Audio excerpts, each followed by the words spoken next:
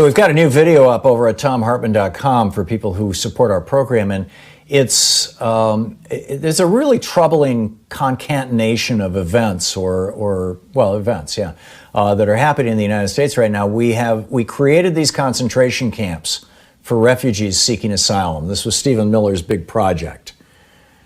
And we've got concentration camps for children, concentration camps for male adults, concentration camps for female adults. And now we've got this virus sweeping through the United States, and people are starting to die in these concentration camps, which has provoked ICE or whoever's running them to deport hundreds of the children back to the countries that they came from without their parents, which is mind-boggling, and in many cases carrying disease. This is serious stuff, and we need to be talking about it. The new video is over at thomhartmann.com.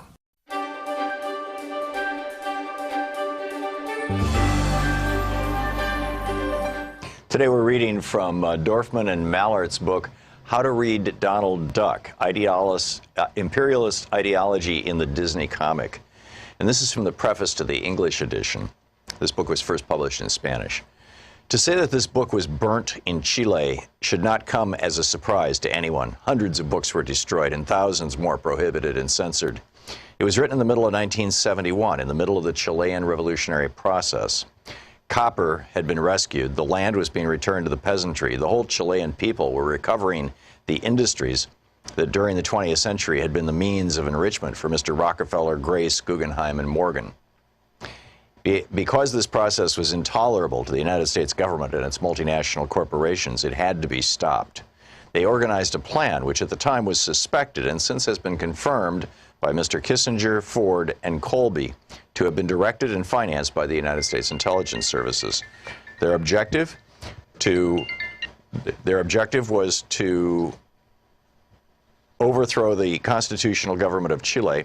To realize their objective, an invisible blockade was imposed. Credits were denied, spare parts purchased for industrial machinery were not sent, and later the Chilean state bank accounts in the U.S. were blocked, and an embargo preventing the sale of Chilean copper throughout the world was organized. There were, however, two items which were not blocked: planes, tanks, ships, and technical assistance for the Chilean armed forces, and magazines, TV serials, advertising, and public opinion polls for the Chilean mass media, which continued for the most part to be in the hands of a small group which was losing its privileges. To maintain them with those of the U.S., their media prepared the climate for the bourgeois insurrection, which finally materialized some years later on the 11th of September, 1973. Each day, with expert U.S. advice, in each newspaper, each weekly, each monthly magazine, each news dispatch, each movie, and each comic book, their arsenal of psychological warfare was fortified. In the words of General Pinochet, the point was, quote, to conquer the minds, end quote, while in the words of Donald Duck in the magazine Dislandia, published in December 1971, coinciding with the first mass rallies of native fascism, the so-called March of the Empty Pots and Pans, the point was to, quote, restore the king. But the people did not want the restoration of the king, nor of the businessman. The popular Chilean cultural offensive, which accompanied the social and economic liberation, took multiple forms: wall paintings, popular papers, TV programs, motion pictures, theater, songs, literature. In all areas of human activity, with differing degrees of intensity, the people expressed their will. Perhaps the most important arm of this offensive was the work of the state publishing house, Quimantu, a word meaning sunshine of knowledge in the language of the Chilean Machupe Indians. In 2.5 years, it published 5 million books, twice the amount that had been published in all of Chile during the previous 70 years. In addition, it transformed the content of some of the magazines that it inherited from before the popular unity government and created new ones.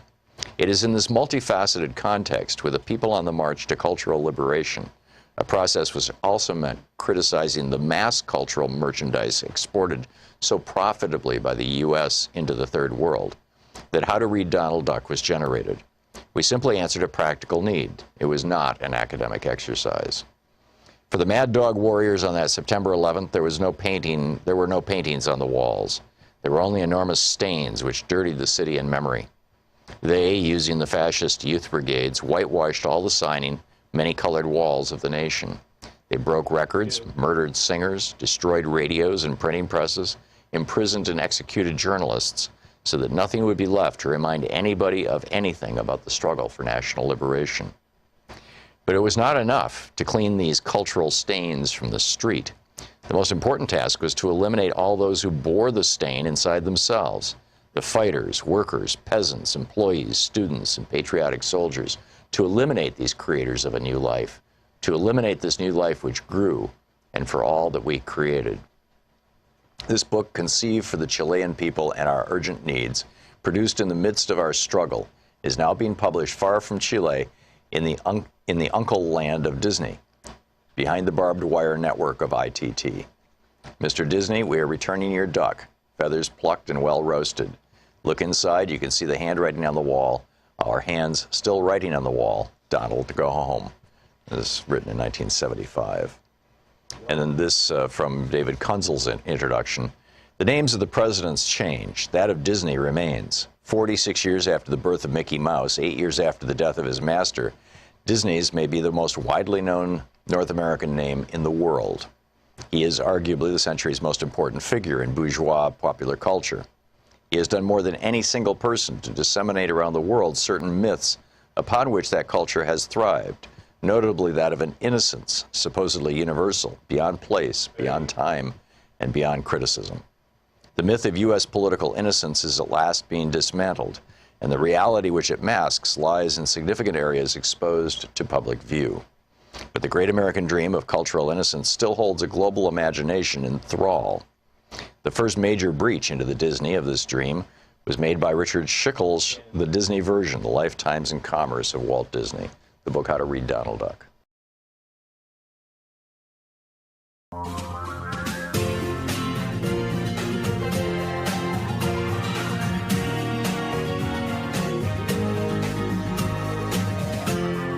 This is the Thom Hartmann Program. And greetings, my friends, patriots, lovers of democracy, truth, and justice, believers in peace, freedom, and the American way. Thom Hartmann here with you, live from Portland, Oregon. To keep Americans safe, we have to get billionaires and their money out of politics. And this ties into the coronavirus, and it may be worse than we think. We'll get into that in just a moment. In our second hour, Laura Starecheski is with us about there's a new form of, she's calling it slave labor, and I think that's a very, very probably close definition anyway, although, you know, we don't want to diminish the horrors of actual slavery. And Dr. Michael Mann will be with us in our third hour, probably the world's leading, or one of the world's top 5 climate scientists, to talk about some new climate models that are truly alarming, and stuff that we all need to know about. So that's our show today, in part. I mean, we've got a pile of news and things like that going on as well. Jim Jones, for example, only killed 900 people, right? Well, it was a few more than 900, but more or less 900 people. This guy was a piker because he wasn't rich enough to be really effective. I mean, billionaire Donald Trump has killed over 130,000 Americans.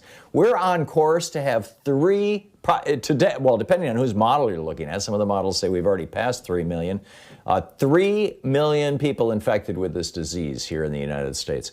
Canada, which is a country that's not run by billionaires, instead it's run by competent leaders and actual civil servants at both the provincial and the federal level, largely has this coronavirus under control. I mean, you look at the maps of North America, it's absolutely shocking. You know, America, the United States is like bright red. Canada's got a couple little dots. Mexico's got a few dots. Canada's closed their border to us. No, we don't want you here. Thank you very much. The Guardian newspaper is reporting today about how Mexican border towns are asking Americans not to come for fear of bringing the coronavirus there. Parts of California right now are experiencing a surge in coronavirus infections, but they can't do testing because they've run out of reagents. Our billionaire-led federal government, of course, has refused to invoke the Defense Production Act to make reagents and testing kits. The billionaire running our education department, Betsy DeVos, she's trying to force teachers back to work and into classrooms nationwide, regardless of their age or their health, and regardless of the consequences of school children bringing this disease home with them. Tell me again why it was so important to get Paul Manafort out of prison. Yes, he's out of prison right now because the coronavirus is so dangerous, but we've got to send our kids into packed classrooms? What am I missing here? The billionaire Trump chose to run our Commerce Department, Wilbur Ross, he says that the coronavirus spreading in China will be good for the American economy. Over at popular.info, Judd Legum's popular information newsletter is reporting that billionaire-led Facebook is spreading far and wide the nonsense story that if you wear a mask, you might suffer from an oxygen deficiency. Honest to God. Billionaire Rupert Murdoch's Fox News is relentlessly promoting the defiance of reasonable public health measures, leading to an explosion of hospitalizations and deaths in those areas where Fox News is popular, particularly the South and Southwest. Arizona, where the governor is deeply in the pockets of billionaire interests, has now declared that some people are going to get treatment and others won't, depending on a complicated formula about who's most likely to live the most years after they leave the hospital. Seriously.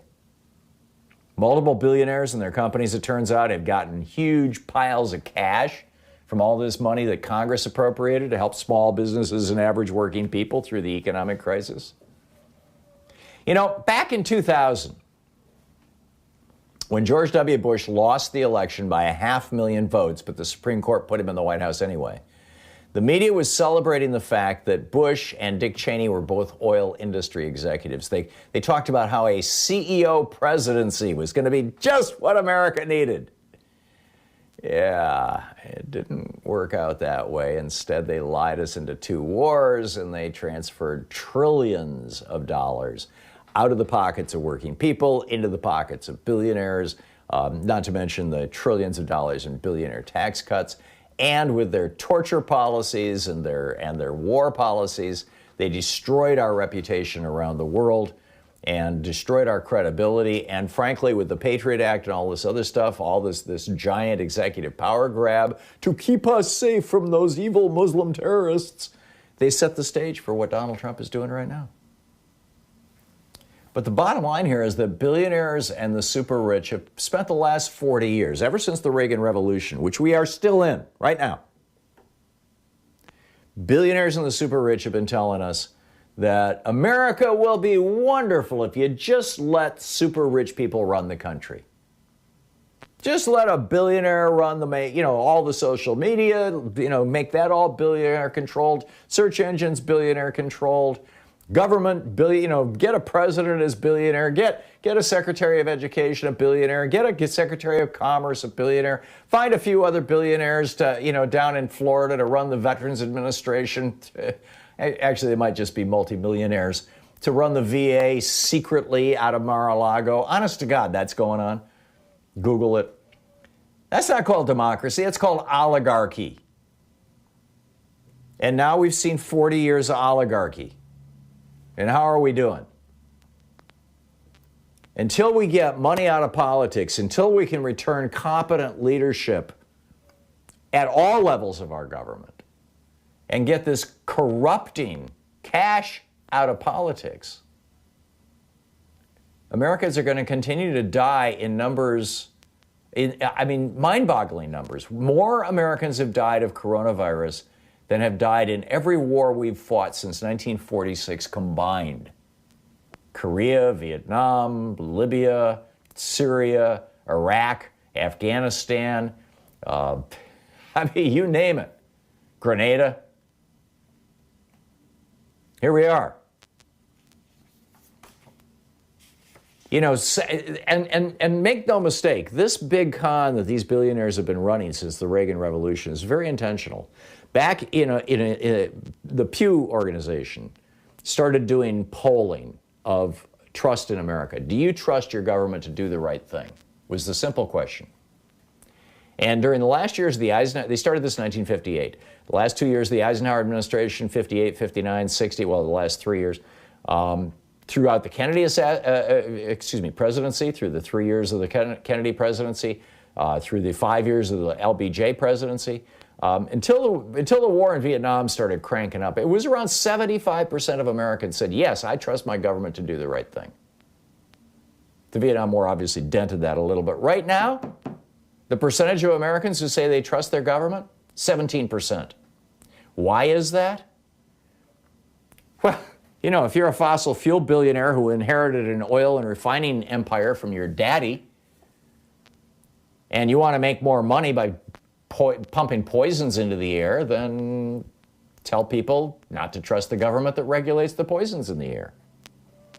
Right? If you're a billionaire who's got all kinds of different companies, you've diversified your industries like crazy, and you can get rid of unions and have your people work for less money and more fear, you make more money, right?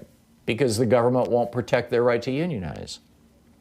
I mean, if you can run a pipeline across sacred Native American land over a major American aquifer without safety oversight, you make more money.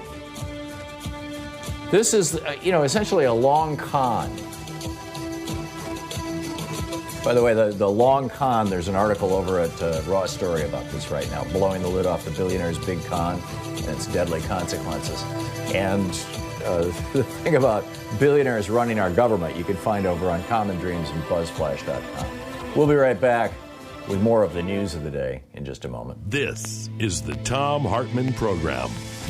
But I'm telling you, until we get money out of politics, this has to be job one. Until we get money out of politics, we're going to be stuck with billionaire rule, and that is not democracy.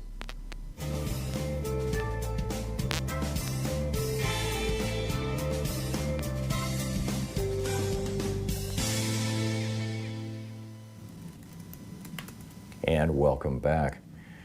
Whew, what a day, huh? Betty in Bethlehem, Pennsylvania. Hey, Betty, what's on your mind? Oh, thanks, Tom. I want to bring to your attention how long-term care costs affect the middle class. They rob them of their little assets they saved. I know of 5 or 6 within a block of my home, which is like a $250,000 home. My husband I'm a widow for 30. Anyway, the point is, our local homes now cost about $120,000 a year for long-term care, for-profit care in the United States, which is evident is very poor care since the people are dying right and left in long-term care homes. Not only that, middle-class people can't leave their wealth to their kids because they've got to pay for this long-term care that they need at the end of their lives. So talk a lot about that. Let people know what is going on and how much it contributes to the inequality, which makes us the laughingstock of the world. Yeah, well, this is another place where the billionaires looked at Medicaid, which is what pays for that long-term care you're talking about, Betty. And they said, this is paid for. Medicaid comes out of general tax revenue. It doesn't come out of the Medicare Trust Fund or the Social Security Trust Fund. And so they're saying, wait a minute, if Medicaid costs go up, our taxes will go up. And we don't want our taxes to go up. I mean, after all, we're billionaires. Every penny is like, it's got to go into the money bin. And so they configured it so that the only way that an elderly person can get Medicaid to pay for long-term nursing care is by being broke. I mean, you've got to bankrupt yourself. We saw this with my mother. She ended up not going into care, but those were the terms. And you got to be bankrupt for 2 years before you're eligible. It's nuts. Richard in Pasadena. Hey, Richard, what's up? Oh, what's up is unification is really what my work is, so let's just keep that in mind. The thing that's missing in Washington, D.C., as I listen to, Brokaw and Mark and all that, is we don't have what our founders had, which was creativity. They were very creative. They said, we have it in our power to begin the world over again, and they did. This whole world is different because of them. So I was thinking, since you open, it's all paternalistic, the whole thing with making corporations people, that changes we the people, just like you read. it also, when you take money as speech, that changes the First Amendment. So they do it without doing constitutional changes. And the paternalistic part of it is, what if instead of saying patriot at the start of your show, you said matriot? We made a new word. We created a new word.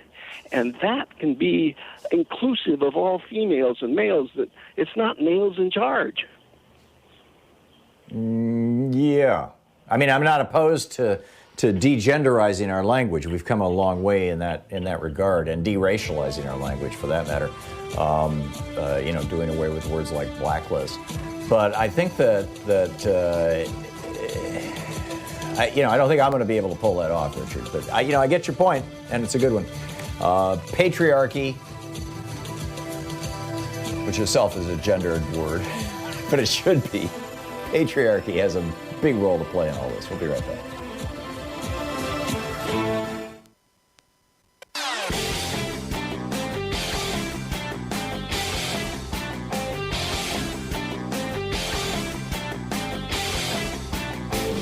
Our 1 hour free podcast recaps our show, and it's available wherever fine podcasts are found. And we have the full 3 hour podcast available over at thomhartmann.com if you want to really support our program. Hey, we just put up a new video for supporters of our program. You can find it over at thomhartmann.com, talking about the relationship between Fox News, Rupert Murdoch, and basically the whole right-wing hate agenda on Hispanics, by and large, saying that Hispanics are changing our culture. Really? This is European culture. I mean, the Mayans and Aztecs got replaced by the Spaniards, remember? They're mostly Catholic. I don't see the cultural difference here, but Fox sure does. And also pointing out that Kevin Rudd, the former Prime Minister of Australia, calls out Rupert Murdoch and says, he's, quote, a cancer on Australian democracy. Well, apparently a cancer on American democracy as well. So you can check out this new video over at thomhartmann.com. It's just available to people who are, members of, supporters of our program.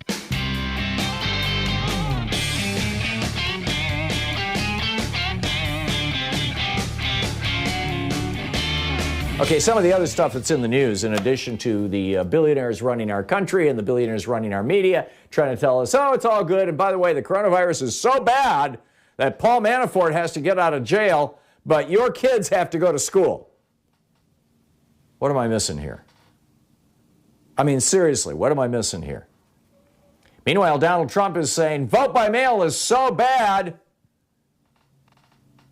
but his son Eric and his wife Laura are recording robocalls for Mike Garcia, California's 25th district congressional district, saying, make your vote count for Mike Garcia and get it in the mail by Tuesday. And then Donald Trump Jr., don't let us down. Remember to return your ballot now. Make your vote count for Republican Mike Garcia and get it in the mail by Tuesday, May 12th. Right. Vote by mail is a terrible thing, unless it's a Republican, in which case we need to do it. The Supreme Court just ruled 7-2 that if an employer has strong religious beliefs, and those religious beliefs include the idea that men should control women, and part of the control of women is the ability to impregnate them and have them then produce a baby. I mean, this is Catholic 101, right? Popes have been saying this for a few hundred years now. That, if the employer doesn't want to provide birth control as part of the insurance package, that's just fine. Ruth Bader Ginsburg wrote, the court totally casts aside countervailing rights and interests in its zeal to secure religious rights to the nth degree.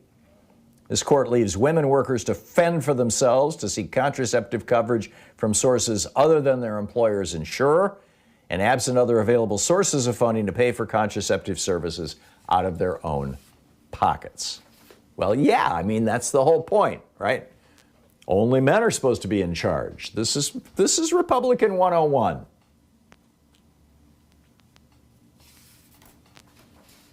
And then we've got this virus. Now, there's a fascinating piece over at The Guardian about this. And this is very, very troubling. Ian Sample writing for The Guardian. He talks about how back in 1918 with the Spanish flu, it turned out that there were side effects of that flu and there were side effects of corollary infections. There was an encephalitis infection that was traveling on the back of the flu because people are coughing in season and they're spreading viruses all over. And they weren't just all flu viruses. Some were encephalitis viruses. And as a result, well, as he says, one concern is that the virus could leave a minority of the population with subtle brain damage that only becomes apparent in years to come. This happened in the wake of the 1918 flu pandemic when up to 1 million people appeared to develop brain disease. It tells the story of people who have, quote, mild cases. This was published yesterday. No, today. It was published, it was in the UK, so it was half a day ago. In the British journal Brain, British Medical Journal. And they're talking about a disease called acute disseminated encephalomyelitis. The myelin is the coating of the nerves. Encephala, the infection of the brain. Acute disseminated, I assume, distributed through the brain or through the body, perhaps. ADEM is the acronym for this disease. Atom cases rose from 1 a month. This is according to UCL's Institute of Neurology. Atom cases rose from 1 a month before the pandemic to 2 or 3 per week in April and May. One woman who was 59 died of the complication. A dozen patients, and this is just looking at 40 COVID patients in the UK, right? A dozen patients, mild cases. A dozen patients had inflammation of the central nervous system. 10 had brain disease with delirium or psychosis. 8 had strokes, and another 8 had peripheral nerve problems, mostly diagnosed as Guillain-Barré syndrome, which is fatal 5% of the time.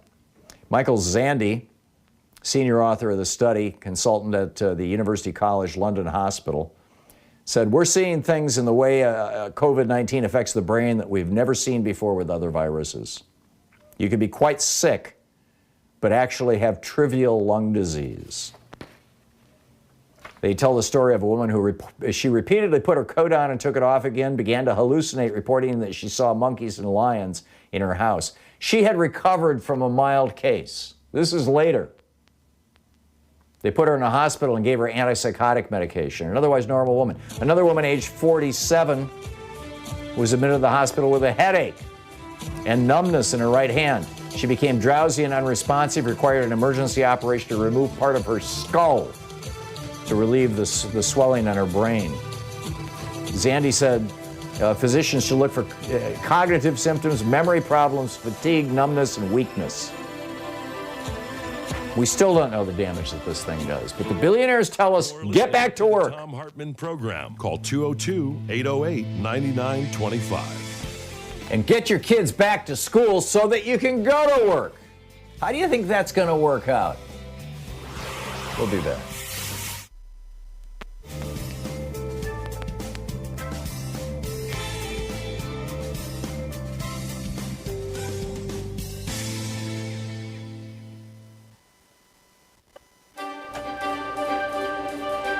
And welcome back. Our book in today's Thom Hartmann Book Club is by Harvey J. Kaye, Professor Harvey Kaye. Take Hold of Our History, Make America Radical Again. This is from the introduction. On December 1st, 1862, in the midst of the Civil War, just weeks before he was to issue the Emancipation Proclamation, President Abraham Lincoln delivered his annual message to Congress. Lincoln firmly believed that the United States had an historic responsibility to demonstrate to the world that people can govern themselves, make equal rights not just a self-evident truth, but a manifest one, and create a political and economic order in which working people, both white and black, are not compelled to bow to anyone, neither aristocrats nor capitalists. empowered by tens of thousands of black slaves who were already liberating themselves from bondage by escaping to the Union lines, and increasingly confident that the majority of his fellow Americans would recognize the truth of what he was saying, Lincoln closed his address by calling on them to see that the time had come to remember who they were and what they demanded, or what that demanded. He told them that to save the nation and all that it represented, they must live up to the nation's declared revolutionary purpose and promise, and act to radically enhance American freedom by bringing an end to slavery. This is a quote from Lincoln's address. Fellow citizens, we cannot escape history. The fiery trial through which we pass will light us down in honor or dishonor to the latest generation. We say we are for the Union. The world will not forget that we say this. We know how to save the Union. The world knows we do know how to save it. We, even we here, hold the power and bear the responsibility.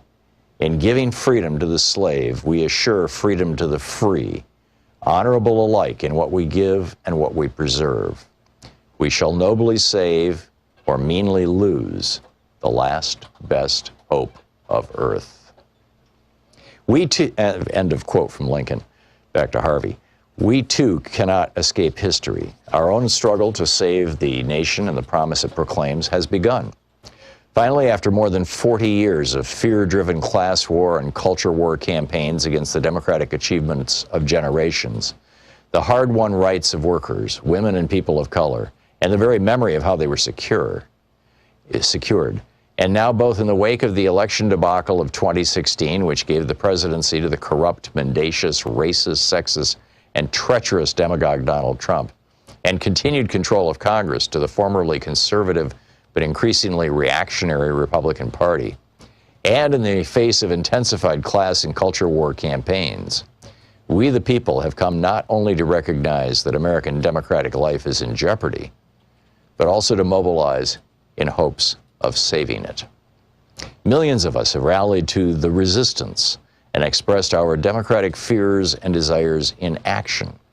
In the historic Women's March and March for Our Lives of young people, the protests, demonstrations, and legal actions to defend the lives and rights of immigrants and refugees, the Me Too movement to combat sexual assault and harassment, the massive teachers' strikes for higher pay and better funding of public schools in states red and blue, and the enthusiastic canvassing and campaigning for a blue wave to win back Congress in the 2018 midterm elections.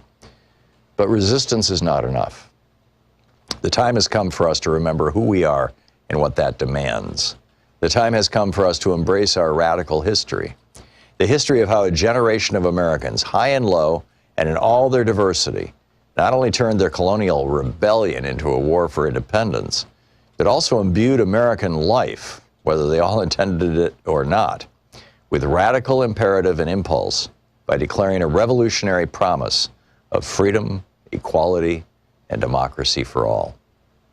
The history of how generations of radicals and reformers served as the prophetic memory of that promise, and how generations of ordinary men and women, native-born and immigrant, struggled to make real the right to life, liberty, and the pursuit of happiness, and to expand not only the we in We the People, but also the powers of the people.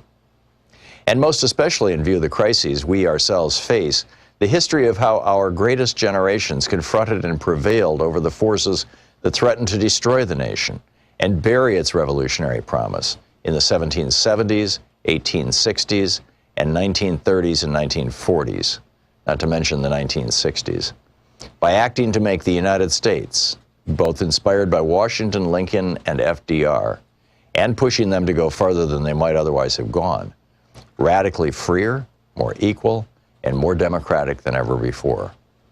The time has come to take hold of that history and make America radical again.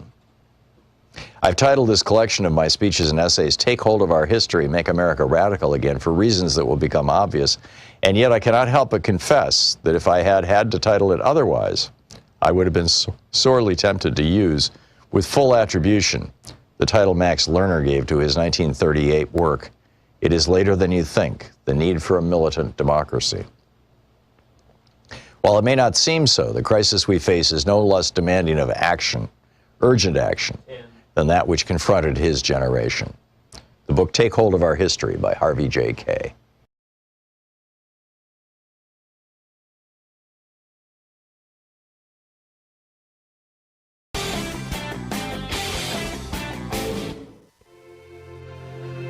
Coming up on the Science Revolution, I'm asking, will the new definitions of first world and third world be those countries that have the virus under control and those countries that don't?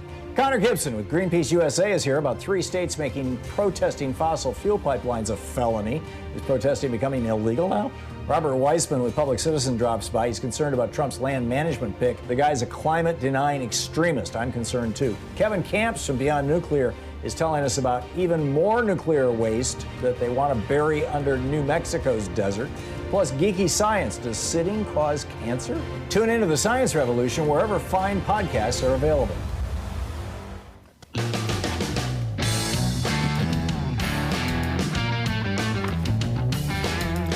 You know, just to amplify this point, just to put a punctuation mark at the end of it, and then I'll pick up your phone calls here. Over on the Washington Post today, Greg Sargent, who writes this column, this opinion column for the Washington Post, the headline, "Stop saying Trump is in denial, the truth is much worse." Trump denying that COVID is as dangerous as it is, Trump saying 99% of people won't even be affected by it, it's very minor, blah-de-blah-de-blah.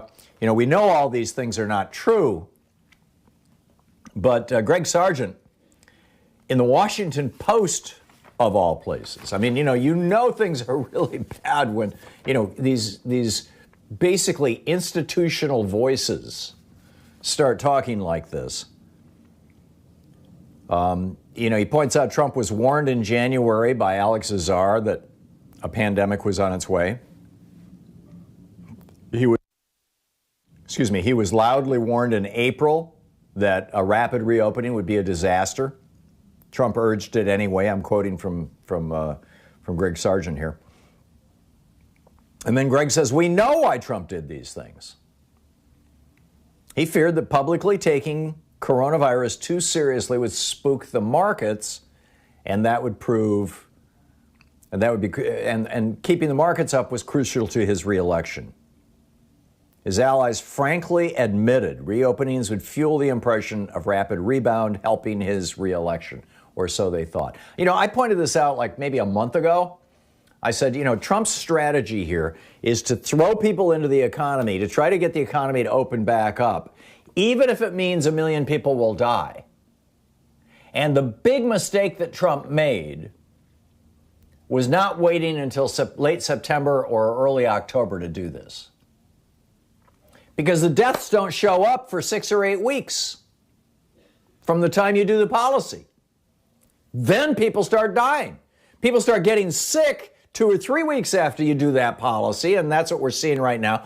Trump and all these guys going, oh, yeah, Mike Pence, we're going to reopen on Memorial Day. Memorial Day, it's going to be safe. Memorial Day will be wonderful. And I've talked about this on the air till I'm blue in the face. It's just, Louise and I driving around on Memorial Day all over Portland and Vancouver, Washington, and all we saw, well, not all we saw, but the vast majority of the people we saw were not wearing face masks in things like farmers markets and bars and restaurants.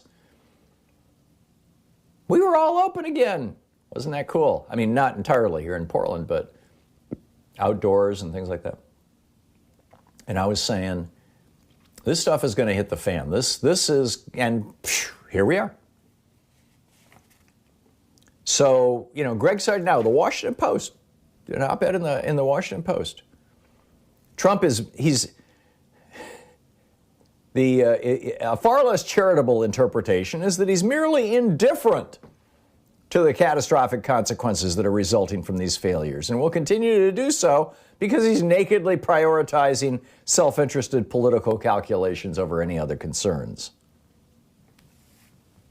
Press critic Jay Rosen says the effort to obscure Trump's role in this ongoing fiasco is producing one of the biggest propaganda and disinformation campaigns in modern history. In other words, the media isn't calling Trump out saying he doesn't care if you die. He thinks if he can put the economy back together, if he can get people back to work, if he can get people spending money again, even if it means 1 million dead Americans, that will cause him to get reelected because the economy will be great, and he's a one-trick pony, and he thinks it's all about the economy. And I think that's true. And then you get, and just to put a pin in it here, Alex Azar, the guy who was the CEO of, I believe it was Eli Lilly. When he was CEO, they doubled the price of insulin.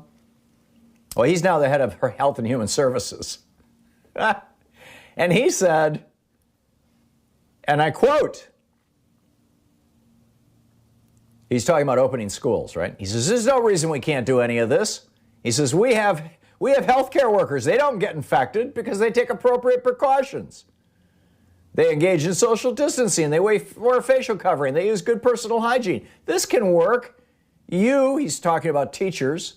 You can do all of this. There's no reason schools have to be in any way different. Well, let's assume schools aren't in any way different. 94,000 healthcare workers have contracted COVID virus in the United States. Over 500 of them, some numbers as high as 750, have died. Thousands of them are hospitalized right now, healthcare workers. As we speak, some of them with a tube down their throat and sedated into a coma. And Alex Azar says, oh, no, that ain't happening. Teachers need to go back to work. Right. I mean, this is just amazing. Sean in Stamford, Connecticut. Hey, Sean, what's on your mind? Oh, hi, Tom. Yeah, you were talking about the billionaires before, and I had to call Ted out this. I know people who work for Walmart who are cognitively impaired, and they were forced to come back to work while they were away from their program. And they said, well, if you don't come back, you're going to lose your job. And they said, oh, yeah, we'll give them the PPEs and such, but I don't know if that's true or not. And these people have special needs of their own, and I'm very concerned about them because who knows what they're doing or not doing. Yeah. And these knowing are that Walmart's all about making money, that are they going to put these young adults' lives at risk? Yeah, and they are. I mean, these are your so-called frontline workers who aren't being paid any extra for being frontline workers. I mean, it's obscene. Yes. Sean, thank you for that. Thanks for sharing that story. Ronald in Portland. Hey, Ronald, what's up? Hey, Tom, I can't believe I'm a first-time caller. You talked about quite a few subjects, but one of the things that I kind of wanted to focus on, well, to some degree, was the fact that, you got a person in the White House that ran on chaos. All of these racist groups that have been running, talking about fracturing this country, and they're calling themselves being not disaffected by all of this stuff. Well, everybody keeps, and I appreciate you guys talking about strategy, but there is no strategy if you're running a chaotic agenda. Really think about it. There is no strategy. Everybody's saying, well, he's doubling down. Well, of course he's doubling down because they never had agenda from the first place.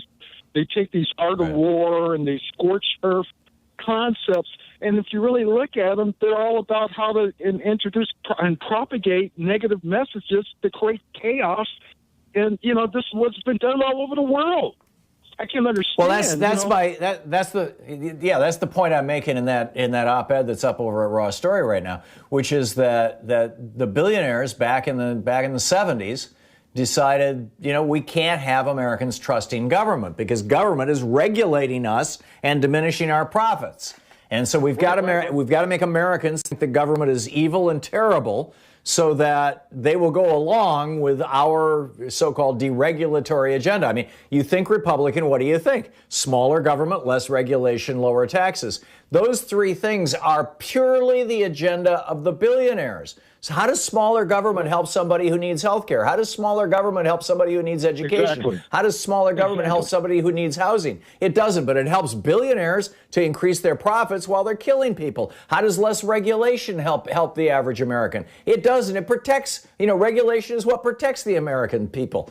But, less regulation means more profit for billionaires. And lower taxes, I mean, most working people are paying a very low tax rate to begin with compared to other countries. But billionaires don't want to pay any taxes. And in fact, most of them don't.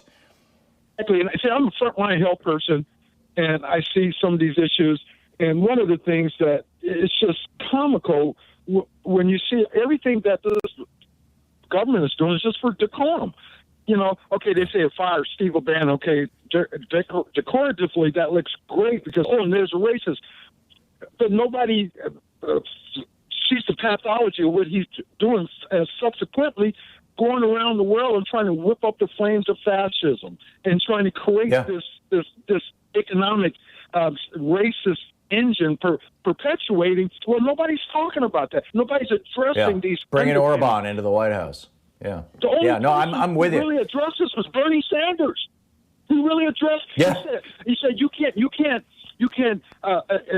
fill up the top, just like a lot of these so-called billionaires with their bleeding heart said, okay, we're going to propagate this money in the black university. Well, what good is an endowment if you don't have a job to get up there and do your research and then go and contribute back to that university? So you can't address the upper echelon without addressing the bottom.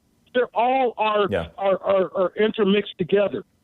You're absolutely right. Although you're spot on, Ronald. Thanks a lot for the call, and thanks for calling in.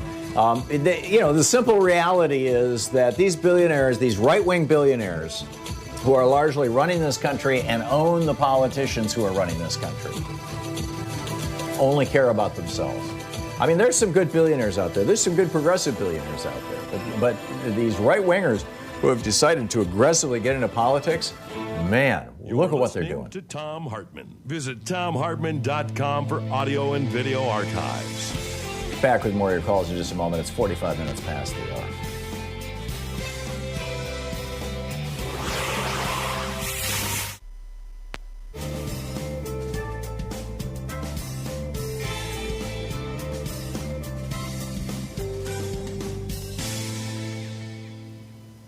And welcome back. Arthur in Ontario, California, listening on KPFK. Hey, Arthur, what's up? Hi, Tom. How are you? Thanks for your show. Thank you. I was just listening to the radio the other night, and there was information coming out about how PPP funds were being allocated, and only about 15% of the funds are actually able to be seen where they went, and a lot of it went to Trump family and all of that group of businesses, and most of it is not able to be seen because they were loans of under $150,000. I'm just curious. Right. So many of them also reported retaining 0 employees. So where is this money going, and how is it being spent? My biggest concern is that it's being spent essentially to create armed militias and to put guns into people's hands. The military may not be behind Trump, with the way that he's attacking First Amendment rights, but there are a heck of a lot of people who want to defend him, and want to get into the streets with weapons. I mean, how can we find out where these funds are going? So much money has been consolidated to the wealthy, and where is it all going? It's gonna be years. We're gonna be dissecting the system. I mean, this is the fundamental error that Congress made, and it was a demand of the Republicans. If you're going to give money to people to stimulate the economy, it's got to flow through the corporate vehicle. It can't go directly to individuals, because Republicans oppose any transfer of money from the government to individuals, period, full stop. They oppose Social Security, they oppose Medicare, they oppose Medicaid, they oppose the Earned Income Tax Credit, even though that was originally put into place by Richard Nixon as a campaign ploy, by the way, back in '72. But, this is their thing, is no money to individuals. So all the money has to go through a corporation, and the money gets into corporate hands. And who's running these corporations? Sadly, a lot of them are run by greedy sociopaths. So you get people like Grover Norquist saying, he wants to shrink government to the size where he can drown it in the bathtub, but he sure does have his hand out when it comes to passing out cash. I mean, that's what's going on, and it's a crime. It's just absolutely a crime, Arthur. I don't know how to say it beyond that. I mean, it's just incredible. Arthur, thanks for the call. Kathy in Redding, California. Hey, Kathy, what's up? Oh, hi, Tom. Thanks for taking my call. I always appreciate 2 hours of working on the farm with you and listening to an intelligent conversation for once. Thank you. And you were mentioning that I'm not sure it was the governor of Texas or maybe Florida, one of our Republican governors who's now being overwhelmed with COVID cases in their hospitals, and how they're going to maybe have to figure out some way of rationing care or not giving care. Yeah, that's Arizona. They've gone to that level, yes. Yeah, the usefulness of the person's life. That will be the criteria. Right. And that just made my brain go click to Sarah Palin screaming about the Affordable Care Act and the death squads that were going to be out there making decisions about who is going to live and who is going to die. And that cognitive dissonance that continues with the Republican Party just, flashed in my brain. I just wanted to maybe mention that. Spot on, Kathy. Yes, as Sarah Palin said that Obamacare is going to have death penalty. Well, what Obamacare proposed to do was to offer people end-of-life counseling, right? Should you go into hospice or not, and at what point? Right. Which is a very reasonable thing. But Sarah Palin turned that into, they're going to figure out when you should stop getting health care services and die. And in fact, that's what Arizona is doing right now. Kathy, thank you for the call, because their hospitals are overwhelmed. They're having to prioritize who gets care, who doesn't get care. We'll be right back.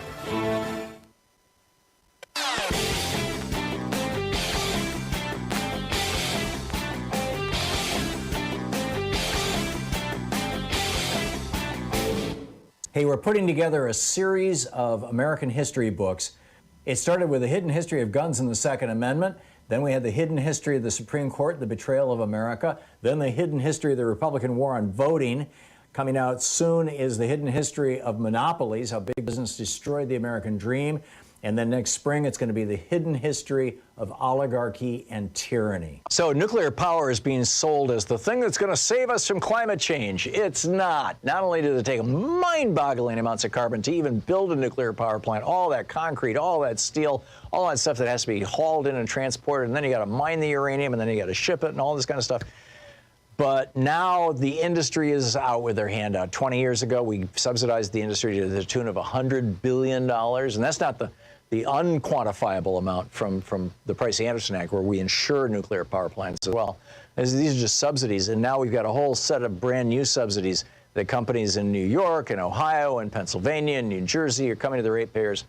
It's mind-boggling. We've got a whole video about it, that lays out all the details for our supporters over at thomhartmann.com, and you can get over there and check it out. It's pretty amazing stuff, and nuclear power, no panacea. In fact, it's a big problem. Check it out at thomhartmann.com. Thank you.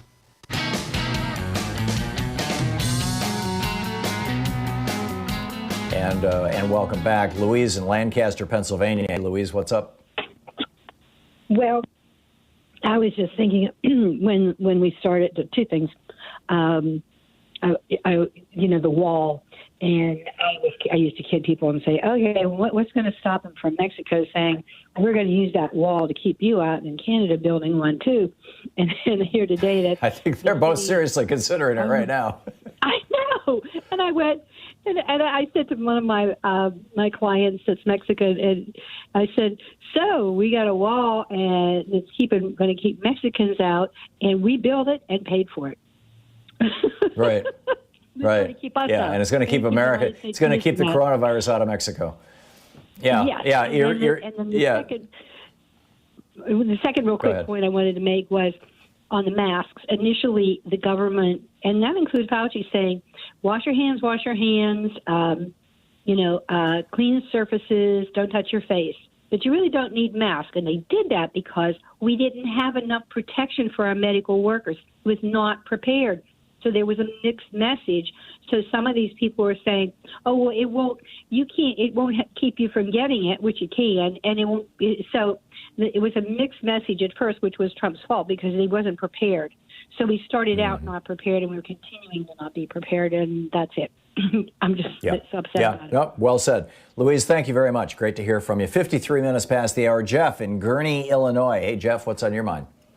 Hey, Tom, I heard you talking before about how, Trump wanted to open up the economy early here and get things going and say, oh, everything's good, it's time to go back to work. Instead of what you suggested, maybe he should have done that a little later. But I think one of the reasons why the Trump organization wanted to start this a little bit earlier was a lot of people were at home, So when all this went down with George Floyd, and, you know, it was a worthy cause, but everyone hits the streets, not just because they were at home, obviously, but they had the opportunity to go out. He never really had an answer to give us. So now right away, everyone goes out on the street, and he's looking at this, and he doesn't know how to answer to it. So your suggestion of waiting later would have made sense. But to them, I think they were looking at it, it's like, let's get people back to work, because people that are working can't necessarily find the time, any time during the week, to be on the streets, you know, protesting the problems that we're having with police brutality and the George Floyd killing. Good point, Jeff. That situation is referred to by sociologists and cultural anthropologists as biographical availability. And what it means is, as a consequence of your life circumstances, you are more or less available to do things like participate in a revolution, you know, back in 1776, or participate in a protest, you know, 3 weeks ago. And, you know, spot on, Jeff. That may well be exactly what he's all about. Thank you very much for that. Tina in Charleston, South Carolina. Hey, Tina, got about a minute and a half. A quick one? Hey, how you doing today? Actually, I think we've got about 2.5 minutes, so go for it. On what he is saying, I'm thinking it is maybe payback for protesting, that a lot of things are about to change for the black community, and I just wanted your thoughts on that. So you're thinking that Trump's trying to open the schools and basically make more Americans sick as a payback for the protest? I'm skeptical of that. I think he's just gone into scattershot mode. My personal sense of it is he's out of control. But Tina, go ahead. Well, Tom, I live in Black population is under the poverty level, and now he's going to penalize the people for getting unemployment. Housing is going to be cut off. Food stamps is going to be cut off. Children are not in school. How are we supposed to go back to work? Yeah. No, it's an insane situation, and the problem of kids not getting nutrition when you've got tens of millions of children in the United States whose principal source of nutrition is the schools. When you have no schools open, is a real tough one. And I've noticed that a lot of communities where the schools were providing kids with lunches are now putting, and in some cases even breakfasts, are putting those meals together and making them available to people in the community. But that's a drop in the bucket. It's probably 3 or 4 or 5% of the school districts around the country, and it's a largely volunteer-led effort. So it's a real tough one, Tina. Yeah, it is. So thank you for talking to me. Sure. Yeah. Thank you for calling. Good to hear from you. This is we're going to hit the top of the hour here, I think, in a minute, right, Sean? 30 seconds. Okay, thank you. I don't want to put somebody in the air and have to cut them right off. By the way, in Miami-Dade County, the superintendent of schools, Alberto Carvalho, says, I will not reopen our school system August 24th if the conditions are what they are today. Our reopening plan contemplates a phase 2 reality. We are still in phase 1. He told this to CNN earlier today. The superintendent of schools, now I get it, the teachers unions all across the country are pushing back and saying, you want us to do what? But now you've got a superintendent of schools in Miami-Dade saying, you don't reopen your schools in the middle of a pandemic. Are you friggin' nuts? We'll be back. Stick around. We're going to talk about the labor conditions, strange labor conditions. Stick around. You're listening to Thom Hartmann.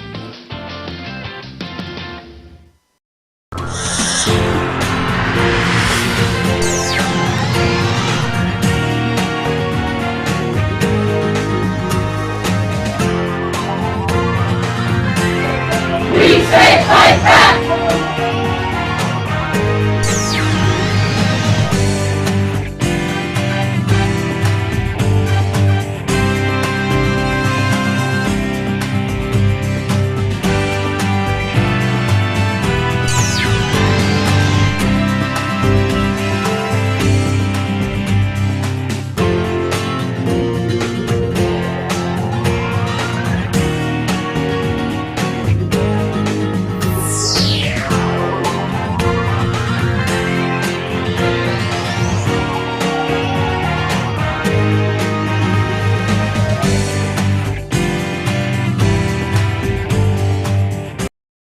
So we've got a new video up over at thomhartmann.com for people who support our program, and there's a really troubling concatenation of events that are happening in the United States right now. We created these concentration camps for refugees seeking asylum. This was Stephen Miller's big project. And we've got concentration camps for children, concentration camps for male adults, concentration camps for female adults.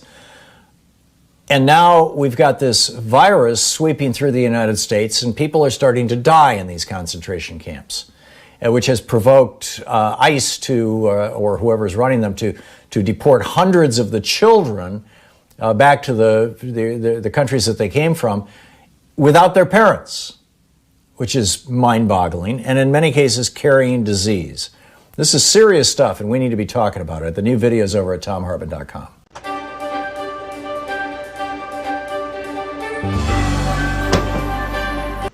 Today's book in our book club is The Hidden History of the War on Voting, Who Stole Your Vote and How to Get It Back, by this guy, Thom Hartmann. This is from chapter 1, or from the introduction, actually. In 2016, 6% of Americans who were eligible to vote nominated Donald Trump as the GOP's presidential candidate. It was 8% for Hillary Clinton on the Democratic side. Trump went on to be elected president by 26% of eligible voters. The modern American oligarchs have largely stayed in power using three simple elements: explicit and overt racism, massive disinformation campaigns, and voter suppression. No ideas, no push for better schools, hospitals, airports, roads, or bridges, or reform of our health, energy, or financial systems. No promise of more and better jobs. None of these staples of past presidential campaigns can be found in pretty much any Republican advertising today. Instead, the public Republican message is all about race, or the subset of race, religion. Muslim stands in for brown Arab in GOP speak, and immigration, aka brown people from south of our border, and socialism. Meanwhile, Republican secretaries of state across the nation are vigorously purging voters from the rolls.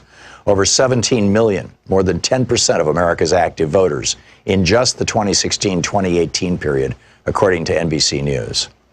After the 5 Republican appointees on the U.S. Supreme Court gutted the Voting Rights Act in 2013, 14 GOP-controlled states moved within a year, some within days, to restrict access to the vote, particularly for communities of color, students, and retired people. In North Carolina, for example, 158 polling places were permanently closed in the 40 counties with the most African-American voters just before the 2016 election, leading to a 16% decline in African-American early voting in that state. An MIT study found that nationwide, Hispanic voters wait 150% longer in line than white voters, and black voters can expect to wait 200% longer in line to vote. In Indiana, then Governor Mike Pence's new rigorous voter ID law caused an 11.5% drop in African-American voting. Students are suing for their right to vote, and retired people who no longer drive but care passionately about their Social Security and Medicare are being turned away at the polls by the hundreds of thousands because their driver's licenses have expired. The obvious failure of 40-plus years of Reaganomics and GOP policies to maintain a functional middle class in America has been a problem for the modern GOP. In 1974, for example, the GOP had outright control of only 7 states.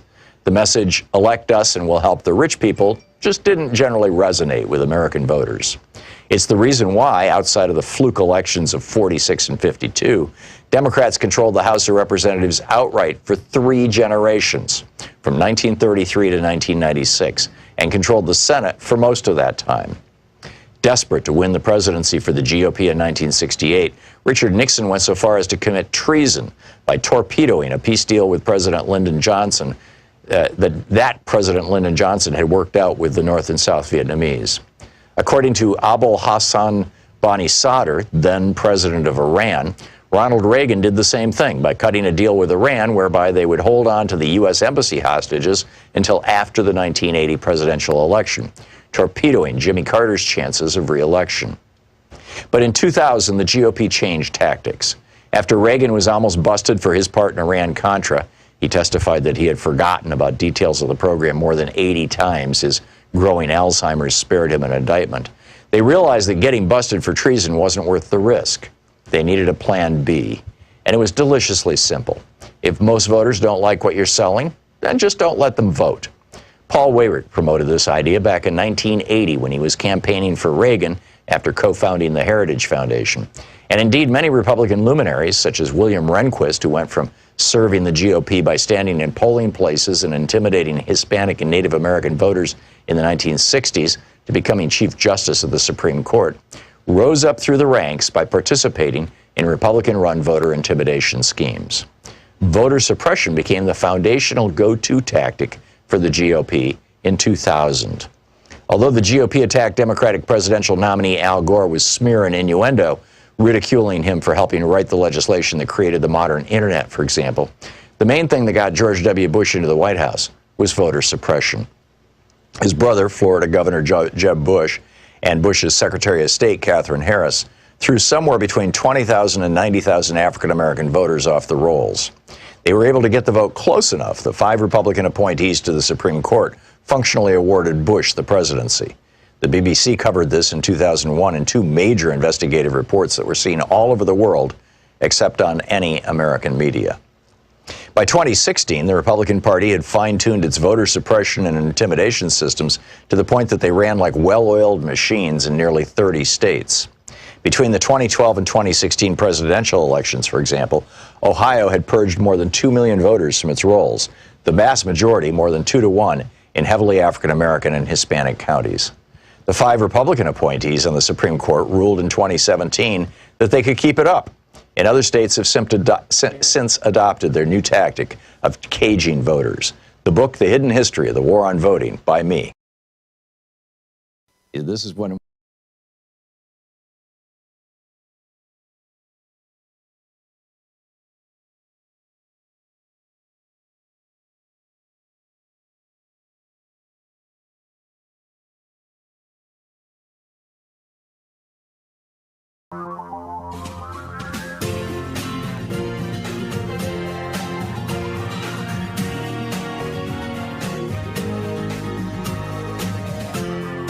This is the Thom Hartmann Program.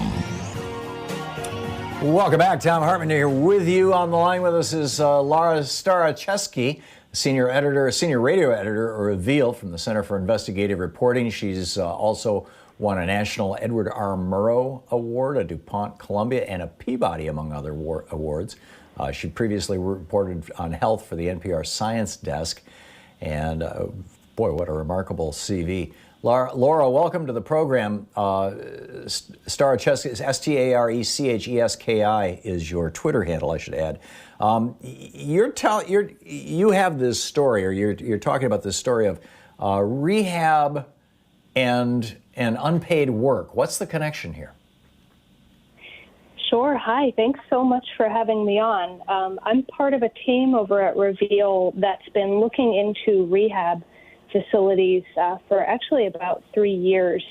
And what we found are facilities across the United States, in almost every single state, where people who need addiction treatment walk through the door expecting something like counseling or some of the other addiction treatments that we all think of. And instead, they are sent to work sometimes for companies that the rehab owns and sometimes for outside corporations for 40 hours a week, sometimes as many as 60, 70, 80 hours a week, and they are not getting paid for their labor.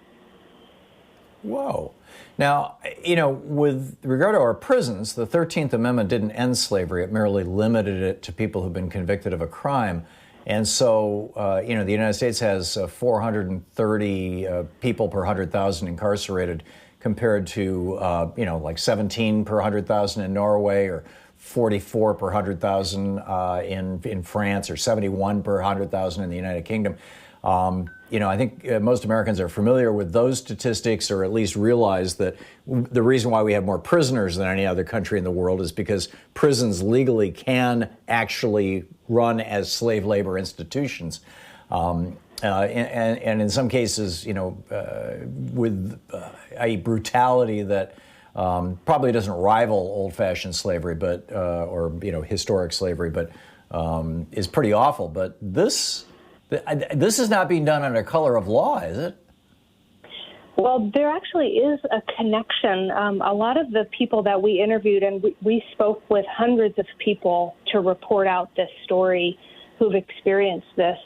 And about a third of the facilities on our list, we found a minimum number of 300 rehab facilities across the U.S. that are work-based and do not pay people for their work or pay them pennies on the dollar. And about a third of the programs that we found accept people who are court-ordered. So that means that they may have a felony charge hanging over them. They may have years or maybe decades in prison hanging over them if they do not complete this program. So there is a connection to the criminal legal system. Not everyone is entangled in it, but a lot of the participants that we spoke with were, and that compelled them to try to stay and stick it out through programs that can be as long as 2 years. Now, a lot of people, when you say rehab, they think of some Hollywood celebrity going off to a fancy place in the, in the desert outside Los Angeles with a beautiful view and, 5-star accommodations and, massages in the afternoon, and then they sit around and talk about their childhood with group therapy in the afternoon or in the mornings or whatever. This is not what you're talking about here. This is not. People are not paying to go to these facilities, or are they? Am I missing something? Well, these facilities sometimes will mention on their websites that they are low-cost or no-cost rehab. So typically, the work that the participants do, I can mention some of the corporations that people in this situation have done work at. They are big corporations that I'm sure your listeners have heard of. Exxon, Shell, Walmart, U.S. Foods, Williams-Sonoma. We have heard of people picking cotton and pecans on a farm in Georgia, maintaining oil rigging in Louisiana, building luxury apartments in the San Francisco Bay Area. So they're doing all kinds of work in many states. Without pay in exchange for keeping them away from presumably what, heroin, alcohol, things like that? All kinds of substances.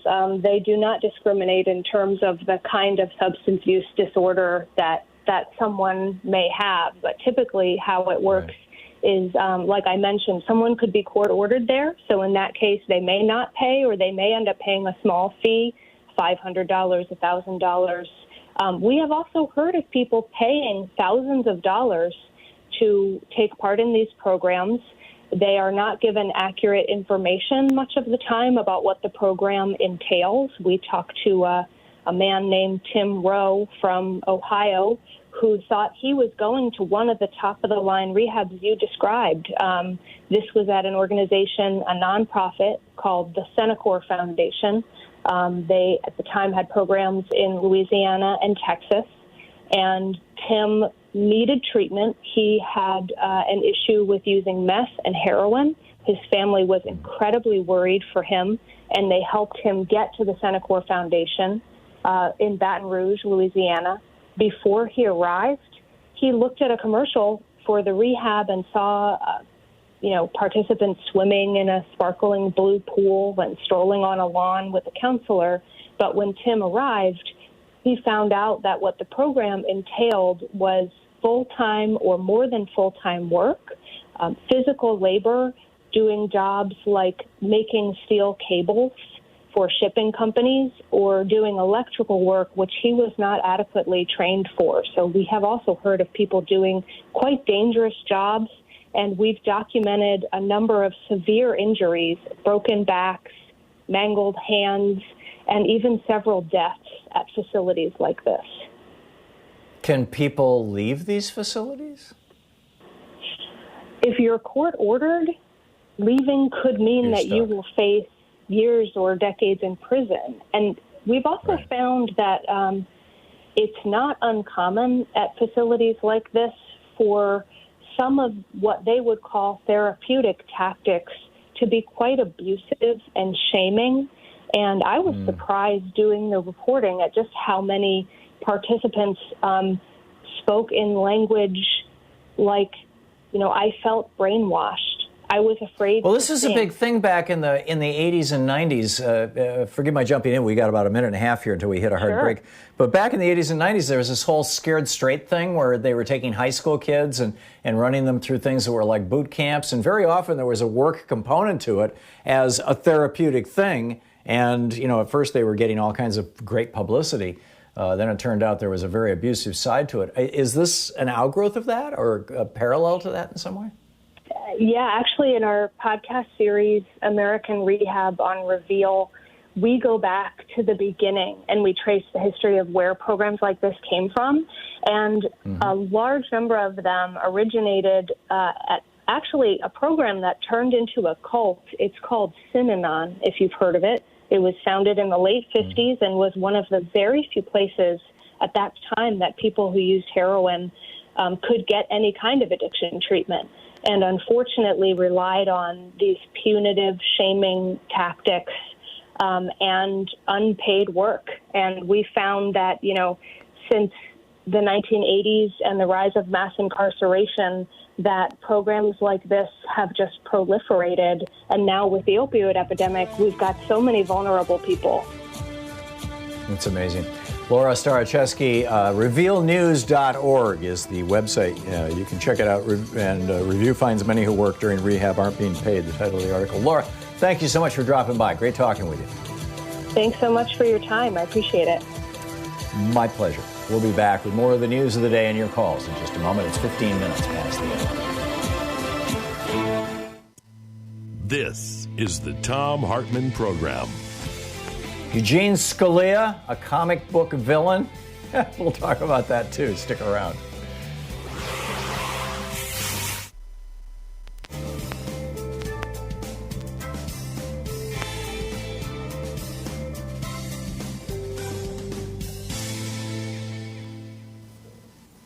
And welcome back.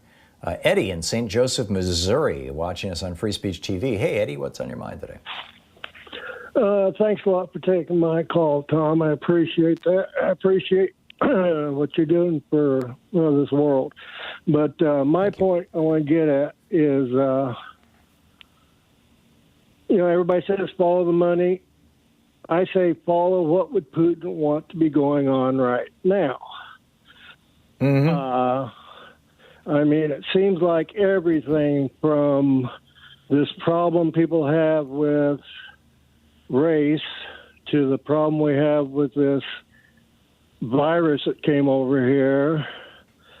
It seems like this person, I don't know, I think maybe ought to be referred to as, instead of Bunker Boy or Bone Spurs, maybe Putin's punk, because he seems to be doing everything that Putin would want to happen in this country. There is no PPE because the federal government is preventing it from happening. He says he's a wartime president. Well, I'm sure glad they're not firing. Well, technically, we're kind of getting fired with bullets, freaking viruses. And this guy is doing nothing. And I think... Well, our soldiers are getting fired, shot with bullets in Afghanistan. Eddie, I don't disagree with your assessment at all. I would broaden it, though. I don't think that this is just Vladimir Putin or Russia or Russian oligarchs. There is a battle going on right now. We were very clear about this during the Cold War. It's capitalism versus communism. It's democracy versus, the Soviet socialism. It's a clash of two systems. Well, there's a clash of two systems going on right now. It's the system of oligarchy, where very wealthy people, usually very heavily criminally connected wealthy people, whether it's in Russia, the Philippines, Israel, Saudi Arabia, pick your country, right, that is run by oligarchs or run by corrupt strongmen. In the case of Israel, Netanyahu; in the United States, it's Trump, the Philippines, Duterte, versus liberal democracies, classic democracies, the countries of Western Europe, for example. And I believe that the oligarchs are pouring money into social media and into bots to try to disrupt our country and destroy our form of government, because they find democracy diminishes their profits and intimidates their power. Intimidates them, reduces their power. Yeah, but you see, them doing that is going to destroy the world. So I don't know that we have enough time to let the voting process work. I mean, you're the historian. Is there a time when you say enough? And I'm not saying throw the baby out with the dishwater or whatever the heck, and I never understood that saying, but whatever. I'm just saying it's time. Do we have enough time to let the system that we've been working? I mean, good grief. How long did the women go to get the vote? And then, just what, today? Yeah, well, that was 150 years. Yeah. But, Eddie, the phrase, by the way, is bathwater, not dishwasher, but so it might make more sense when you consider it that way. But I think that actually we have a little more time. I don't think that we have very much more time. I really believe, I agree with Mary Trump. If Donald Trump is reelected, that's the end of democracy in America. I've been saying that for 3.5 years now, and I really and truly believe it. I just finished writing a book about it, which will be out next spring, The Hidden History of Oligarchy and the Rise of Tyranny in America. We've got to wake people the hell up, and soon. We'll be back.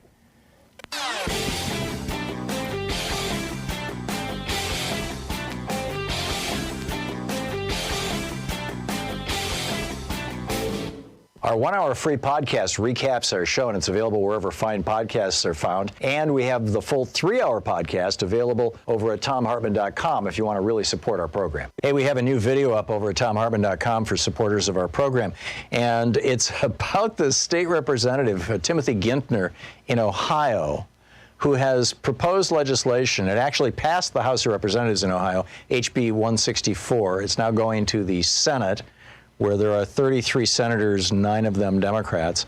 This legislation, if you were to ask a student, say you're a science teacher, and you were to ask a student the question like, does the sun rotate around the Earth? Is the Earth the center of the universe? And the student said yes, you would have to grade the answer as correct, because the student might belong to some cult that believes that the Earth is at the center of the universe. Seriously. Religion trumps science in the classroom. It is getting so weird out there. Anyhow, you can check out all the details of it in our little video over at thomhartmann.com. And thanks again for supporting the program.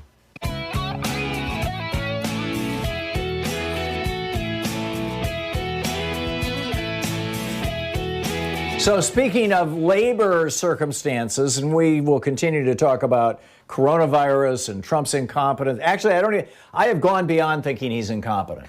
He's had so many people tell him that if he doesn't do what other developed countries around the world are doing and protect his people, there's going to be massive death in the United States. And he's just fine with that. And I think that Mary Trump's new book lays out exactly why. And we'll get into that, actually next week. I think I want to do a deep dive on it because I just ordered a copy and they're going to come. I think it's going to come early next week.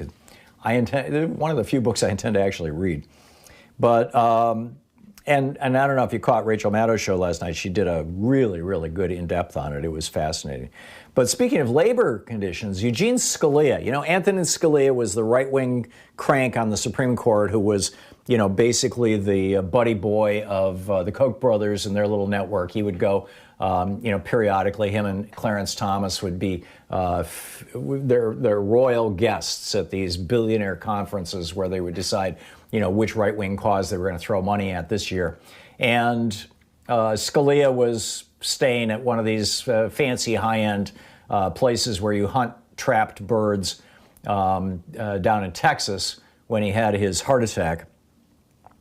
And I believe it was a heart attack that killed him. And but it turns out his son was a labor lawyer. And, Trump said, well, let's put this guy in charge of the Labor Department. Now, he was a labor lawyer working to kill labor unions. So, of course, he's perfect for the Trump administration, right? This is from David Sirota's newsletter here, TMI. And David really needs to put the URL for his newsletter on the front page of his newsletter so people can easily find it. I'm sure you can Google it. Last time he was on the show, I think he said it was at davidsirota.com. Anyhow, he writes, first came Scalia's announcement about private equity. He said that in order to make sure, quote, ordinary people investing for retirement have the opportunities they need for a secure retirement, end quote, his agency is expanding the kinds of investments that financial managers can put your retirement savings in. Right.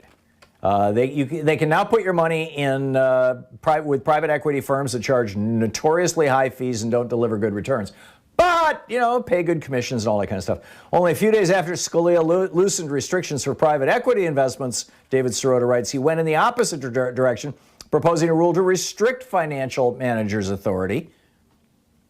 Now, wait a minute. He says we're going to give the people who are handling your retirement money the ability to do more with it. Like throw it into things that are really, really risky, like private equity, and that are heavily invested in fossil fuels. But we're going to restrict your money, your financial advisor's ability to put your money someplace else. Where would that be? Oh, gee, green funds. Yes. Environmentally sustainable or socially responsible investments, known as ESGs, those are now forbidden.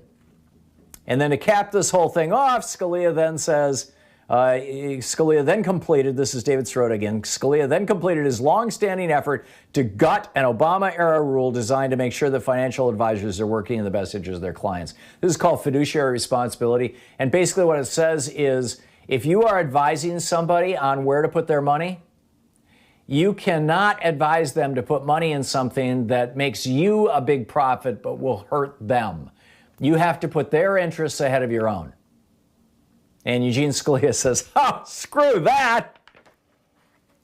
So here's the summary from David Sirota. Secretary of Labor actively weakening conflict of interest rules for money managers, helping them shift workers' savings into high-risk private equity schemes, all while he tries to prevent those same financial managers from moving workers' savings into lower-risk, environmentally sustainable investments.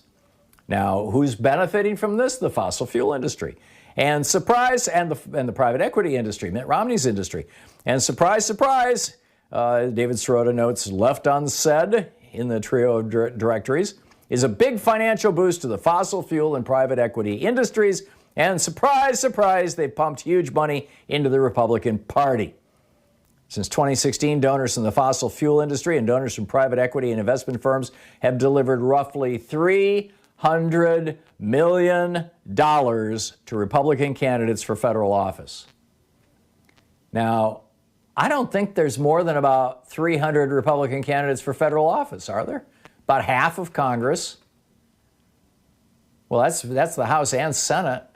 I mean, what else is? So it's over $1 million per Republican candidate coming out of fossil fuels and private equity. So yeah, Scalia, in his daddy's memory, let's keep America safe for the billionaires, the private equity guys, and the fossil fuel industry, and American working people, and to hell with them. So I'll be back with your calls. We'll be, I've got to tell you about a dress rehearsal I think is going on too, for post-election trouble, shall we say. I'll tell you about that in a little bit. A lot on our plate. Are you going to send your kids back to school this fall? Stick around. We'll be right back. You're listening to the Thom Hartmann Program. Call 202-808-9925. And again, I asked the question, if the COVID is so bad that Paul Manafort has to get out of jail, why do my kids or grandkids have to go to school?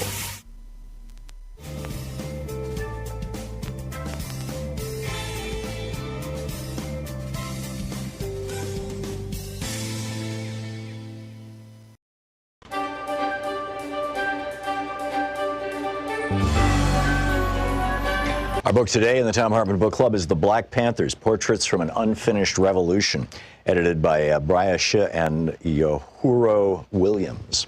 This is from Chapter 1, In Defense of Self-Defense, Pathways to the Black Panther Party. People joined the Black Panther Party for many different reasons. The moment of politicization was different for everyone, but a few were commonly shared, including the 1963 bombing of the 16th Street Baptist Church in Birmingham, Alabama, and the 1965 Watts Urban Rebellion. A more general sense of frustration and alienation compelled others to join the Panthers' ranks. The party exerted an enormous pull on the imagination of the members, especially those who had experienced police brutality.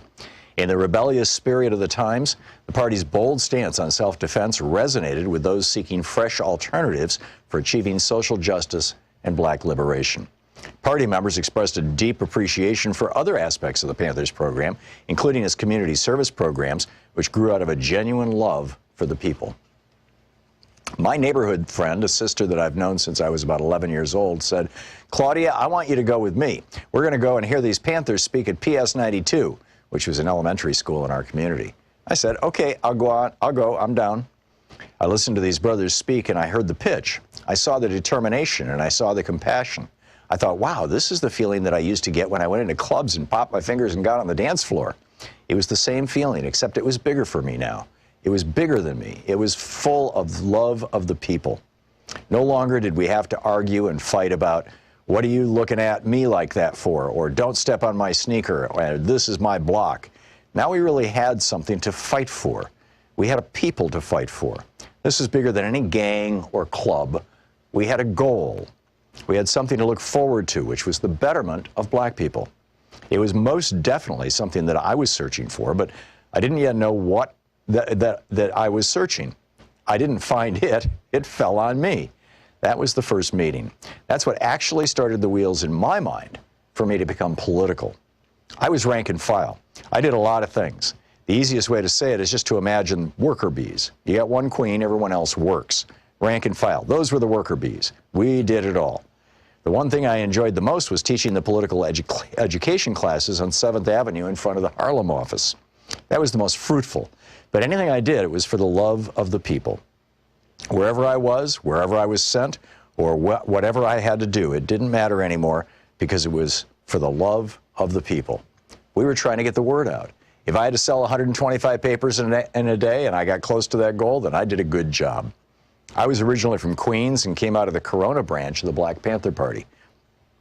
When the Panther 21 were arrested and went to jail, in order to keep those offices open and functioning, Panthers were sent all over the city to Harlem. I was one of the Panthers that ended up in the Harlem branch. That's how I got to be there on Wednesday nights to give the PE classes, the political education classes. I was extremely nervous the first time, but once I found my voice, then it went like clockwork. A lot of the people in the community who were just walking by were like, well, let me stop and see what this little girl is talking about, because I was indeed a little girl at that time.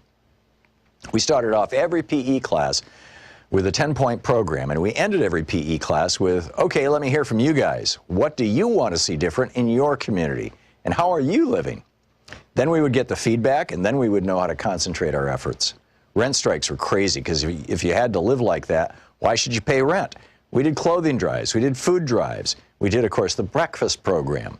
There were a lot of other things that happened, and they might have been more meaningful, but those PE classes stayed with me. We were outside on the street in front of the office.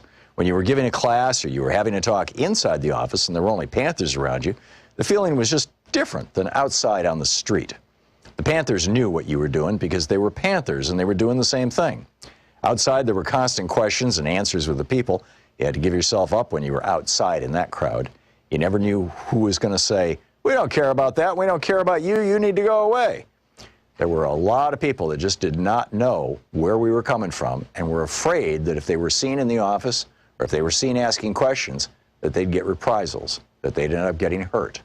They were afraid. Things went so fast. Time seems to accelerate when you're always looking over your shoulder. At this time, it was all-out war against the Panthers, and brothers are being shot down in the street or set up or going to jail for years. We have brothers in jail since that time, 40, 41 years. We've had brothers that we've lost on the inside that we can't let the world forget. The government said, okay, we're going to lock them up and throw away the key and no one will ever care. But it's not true. We want them out. We want freedom for all political prisoners. We don't want any more of them to die on the inside. That's the biggest injustice. There were times when our cadre consisted of almost nothing but women, and that was when the brothers were locked up or had to go underground. I remember being on a front line against a policeman on horseback and being 6 months pregnant. What we wanted was a simple street light, and we got the community out there and we blocked traffic. I didn't know whether I was going to be trampled, my baby killed, but I knew I had to be there. I was an active member of the party from 1968 to 1971, and in those few years, I aged 10, 15 years. We didn't have much time to be little girls. We went straight to womanhood. Talking about these things is bringing up all of these feelings, though I hadn't thought about or touched on them for a long time.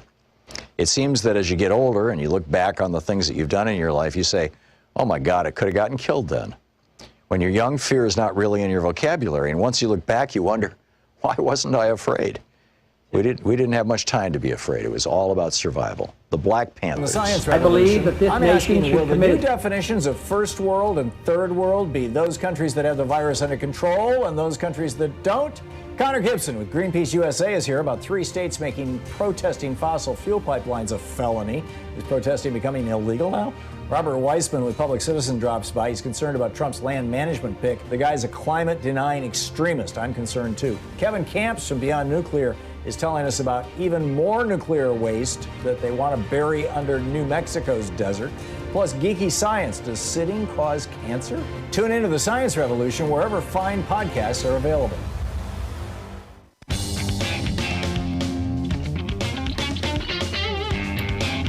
Welcome back. Two more pieces of this puzzle. Trump is gung-ho. Remember I said a little bit ago, like in the last hour I think it was, that Trump's biggest mistake in plotting to reopen the economy so it would look like things were roaring back so he could get himself reelected was not doing it in October, or late September, early October, because the consequences, the deaths that would result wouldn't become apparent until after the election.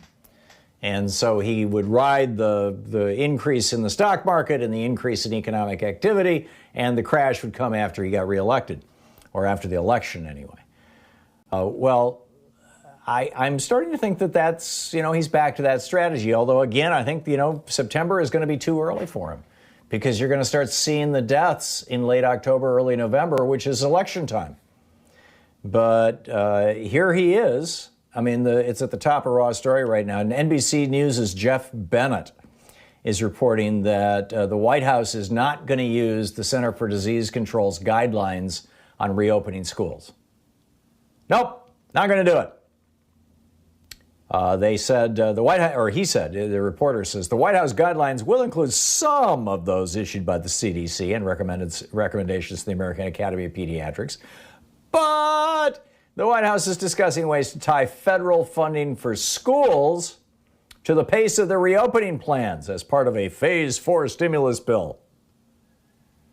Right, that's going to work real well, isn't it? Meanwhile, Lily Eccleston-Garcia, who has been a guest on this program numerous times, she's the president of the National Education Association, the NEA, the nation's largest teachers association. She was on CNN's New Day show this morning. And she said, there's no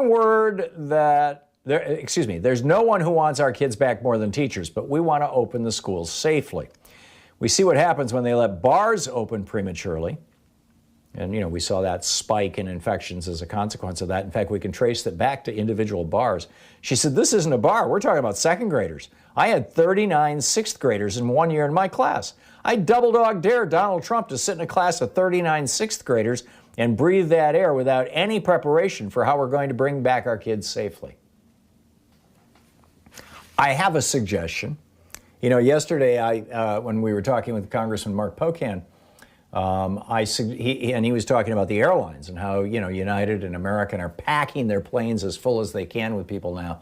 And what do we do about this? And I suggested that you should pass a law. And Congressman Pocan is on the Appropriations Committee. You should pass a law that says that any corporation, any airline that gets money from the federal government, and they're taking money like there's no tomorrow right now, billions and billions of dollars, any airline that gets money from the federal government must require at least 60% of their senior executives to fly in coach at least once a month, as long as that airline is getting money from the federal government. Just let them fly coach, right? I mean, is this not a punishment? Millions of Americans do it every day. Well, extending this logic to schools, I think that the Democrats should pass a law that says that school board members are required to be substitute teachers to replace those teachers who we know are not going to show up because they are over 50 or they have underlying health conditions, they're immune compromised. I mean, look, half the drugs you see advertised on television right now are immune suppressants. We've so cleansed our body of the things that we co-evolved with, parasites and bacteria and all kinds of stuff, that all actually down-regulate our immune system, that our immune systems are hyperactive. And so we've got people, taking these drugs to prevent things like plaque psoriasis and arthritis and whatnot. They're immune suppressants. There's millions and millions and millions of Americans on these drugs, and you're going to take somebody on an immune-suppressing drug and put them in front of 29 kids in a classroom? Seriously? Kids might not be real sick, but they're certainly little spreaders of these viruses. So why not simply require the school boards to be the pool of substitute teachers? Because some teachers are just, they're going to say, screw it. I love teaching. I committed my life to teaching, but I'm 50 years old and, and I've got asthma and I'm just not going to die for this. I'm not going to die so that Donald Trump can have a good economy come election day. It's just not going to happen. So let the school board members be the ones who are the substitute teachers. Require it, because the school board has ultimate authority over the schools, right? Isn't what's good for the goose good for the gander, as they say? Susan in Snellville, Georgia. Hey, Susan, what's on your mind today? Hey, good segue into this. I've been watching Asian and Canadian news lately. I'm listening. And they're saying that they are developing, all schools must be required to have a new AC filtration system because of this thread. Where is this? Susan? I think we have lost Susan. I'm going to put Susan on hold because it seems like she's got some really good information. I would love to hear it. Joyce, she is on line 1, FYI, and we'll see what she has to say. Keith in Wilson, is that West Virginia? Wyoming. Oh, Wyoming. WY. Okay.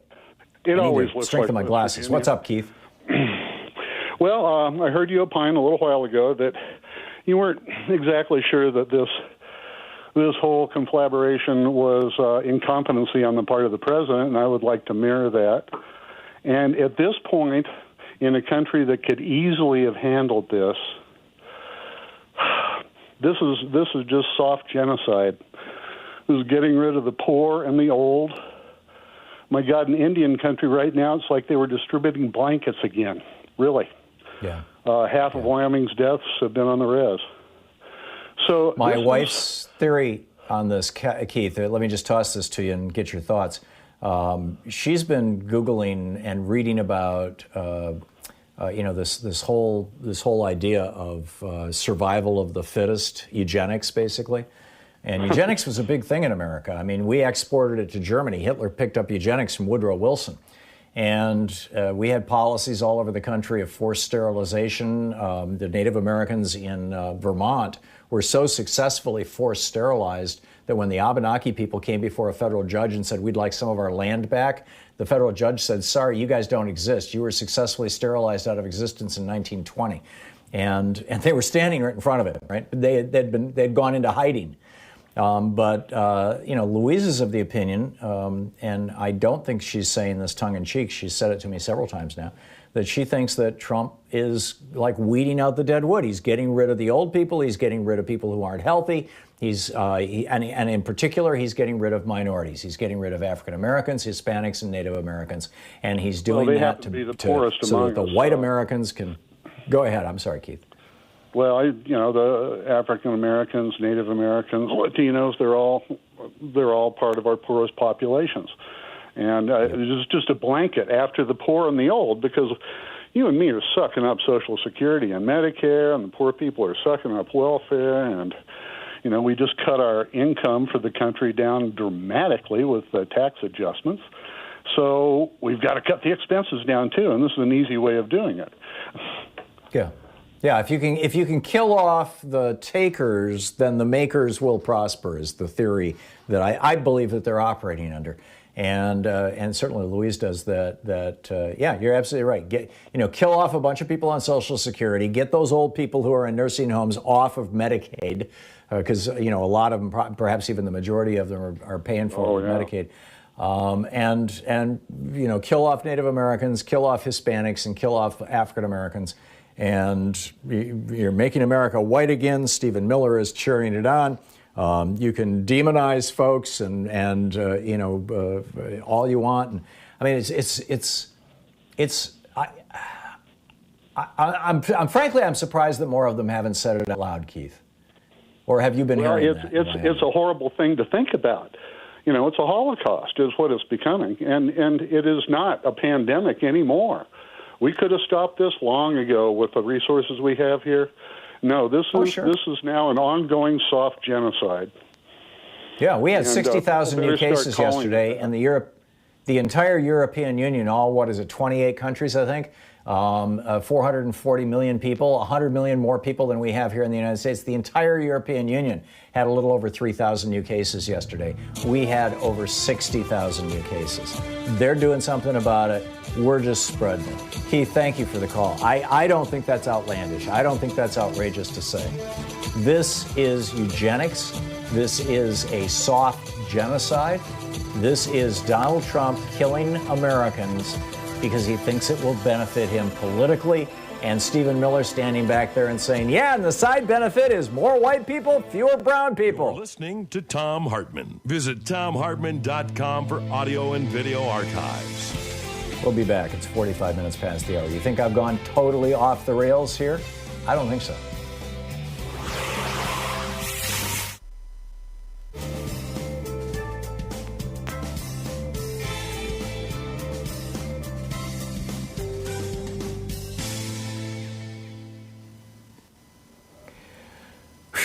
Boy, what a day, huh? Wow.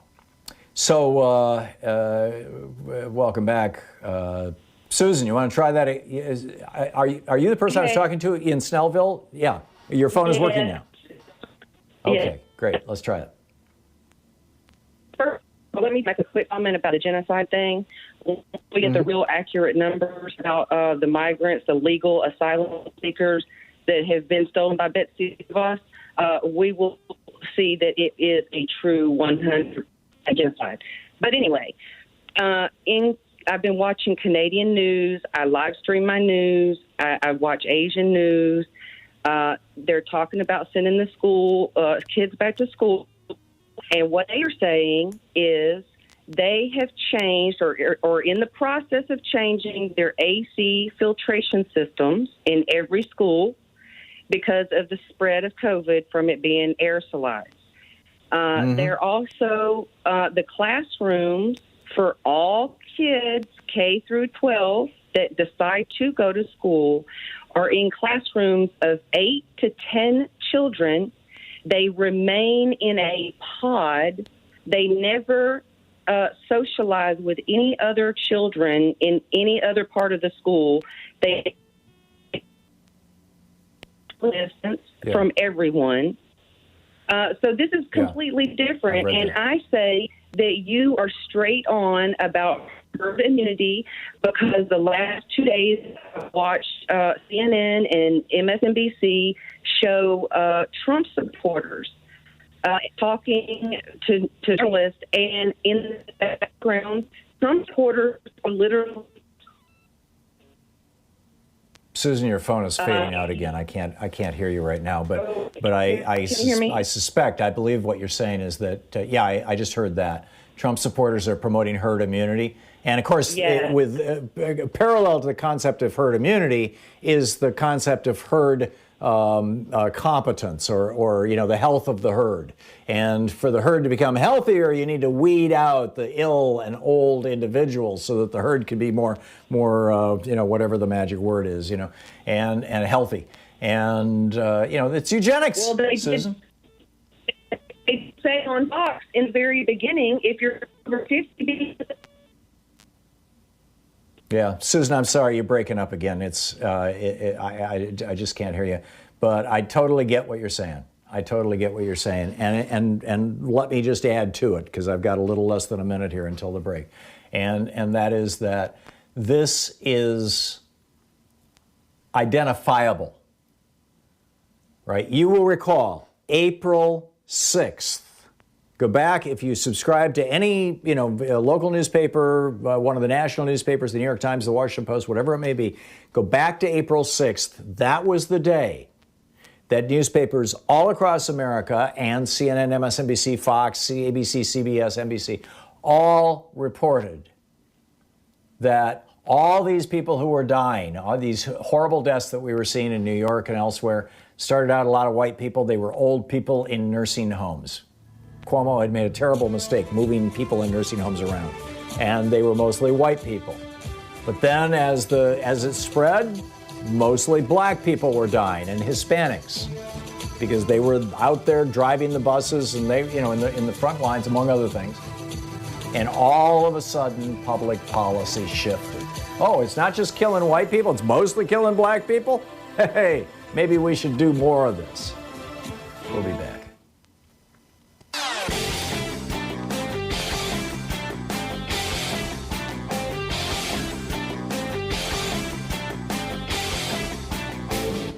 Hey, we're putting together a series of American history books. It started with the hidden history of guns and the Second Amendment. Then we had the hidden history of the Supreme Court, the betrayal of America. Then the hidden history of the Republican war on voting. Coming out soon is the hidden history of monopolies, how big business destroyed the American dream. And then next spring, it's going to be the hidden history of oligarchy and tyranny. Hey, we have a special new video up for supporters of our program over at thomhartmann.com. And it's about how FDR in 1944, in fact, January 44, in his State of the Union address, talked about how important it was to add rights to the Bill of Rights. The original Bill of Rights was all political rights. He said it's time to enshrine economic rights in our Constitution. I would add, like most of the governments of Europe have done. And this includes the right to housing, the right to food, the right to a good job that pays well, the right to an education, including a college education, and the right to health care. It is pretty powerful stuff. And frankly, I think that what this coronavirus crisis is proving is that we are all in this together, and that Reagan's thing about government is never going to help you was just a load of crap. And so you can check it out over at thomhartmann.com.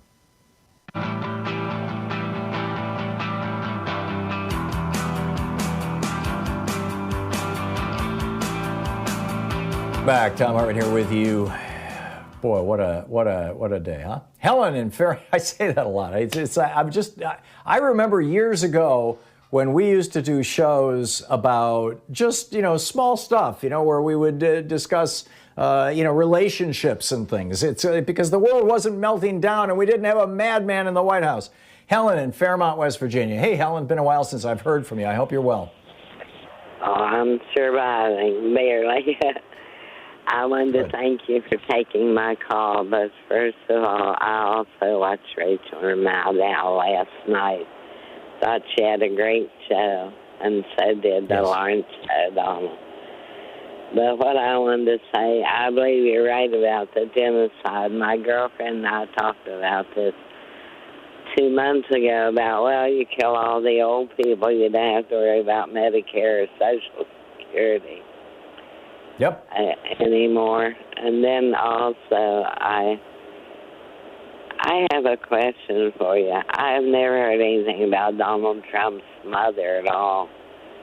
Mm-hmm. Did she even exist, or was he born under a rock somewhere? His mother, from what I've read, and I haven't read Mary Trump's book yet, and I'm guessing that there's a lot in there about Mary, I think maybe Ann was her middle name, but Trump's mother was named Mary also. And she was Scottish. And she came over and married his father, Fred. And I believe that she was the one who required that Donald go off to military school. She couldn't deal with him.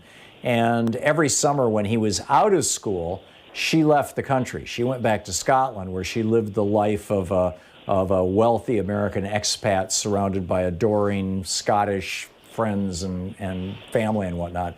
And Fred would have nothing to do with that. So she probably spent very, very little time with Donald as he was growing up. That's what I believe I know about it, Helen.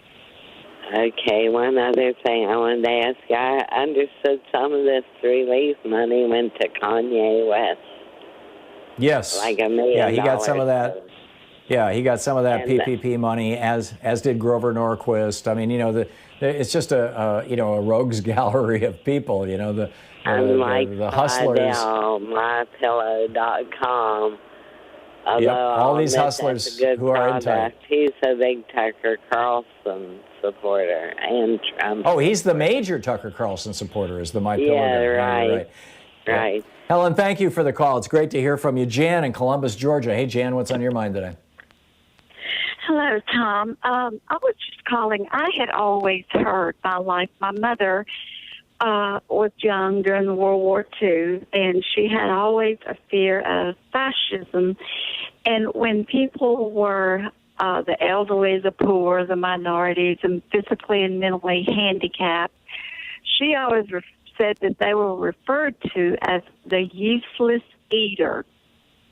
That's correct. Now, I don't know if you have ever heard that. I just wanted to sort of let everyone know that there is a name for them in fascist regimes, and it almost sounds like that's what Donald Trump is doing, and what he thinks of them as useless eaters, and just get rid of them. And also, in our household, when anyone goes about the virus, we say we're not dying for Donnie. So that's what I wish everyone would say. I'm not dying for Donnie. So I just wanted to let y'all know that it's something we do in our home. So thank you, Tom, thank you, for everything. I enjoy your program every day. Well, thank you, Jan. Thank you so much, and thanks for listening to us on Sirius XM. The useless eaters phrase was one that Adolf Hitler used. I believe it was proposed by Goebbels, but I could be wrong.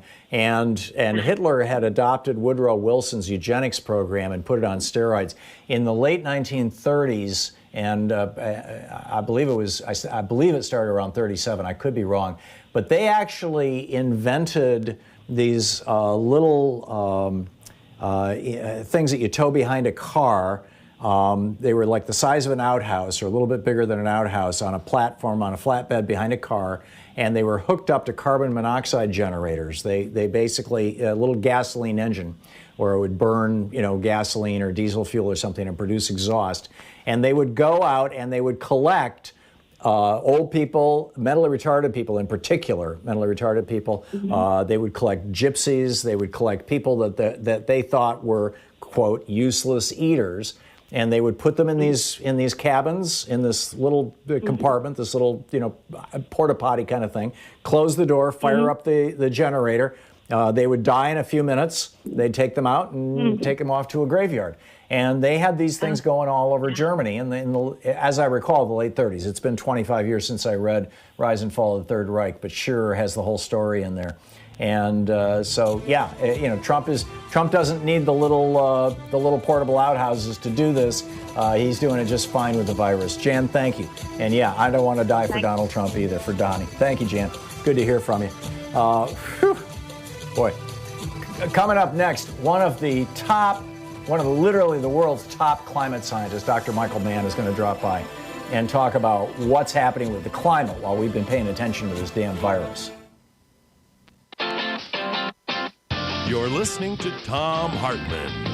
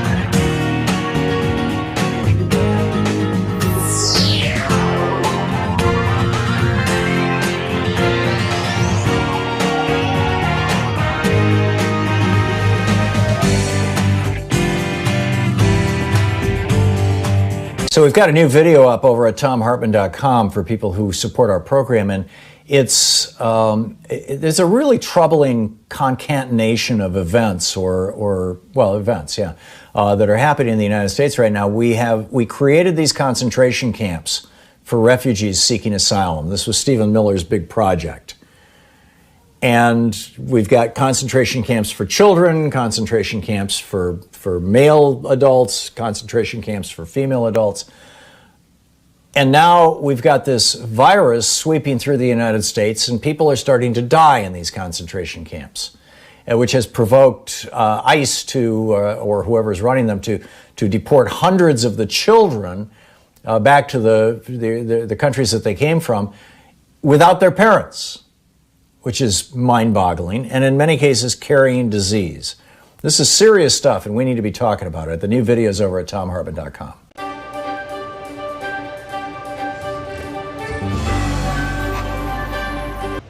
Our book today in the Thom Hartmann Book Club is Crusaders, The Epic History of the Wars for the Holy Lands by New York Times bestselling author Dan Jones. This is from Chapter 1. It begins the book, The Count and the Imam. Count Roger of Sicily lifted his leg and farted. "By the truth of my religion," he exclaimed, "there is more use in that than in what you are here to say." His advisors stood chastened and a little perplexed. The Count before them was in his late 40s and salted to his bones with the experience of military campaigning in southern Italy and the islands of the central Mediterranean. As a young warrior, he had been described by one flatterer as tall and well-made, a most fluent speaker, shrewd in counsel, far-sighted in the planning of things to be done, cheerful and pleasant to everyone.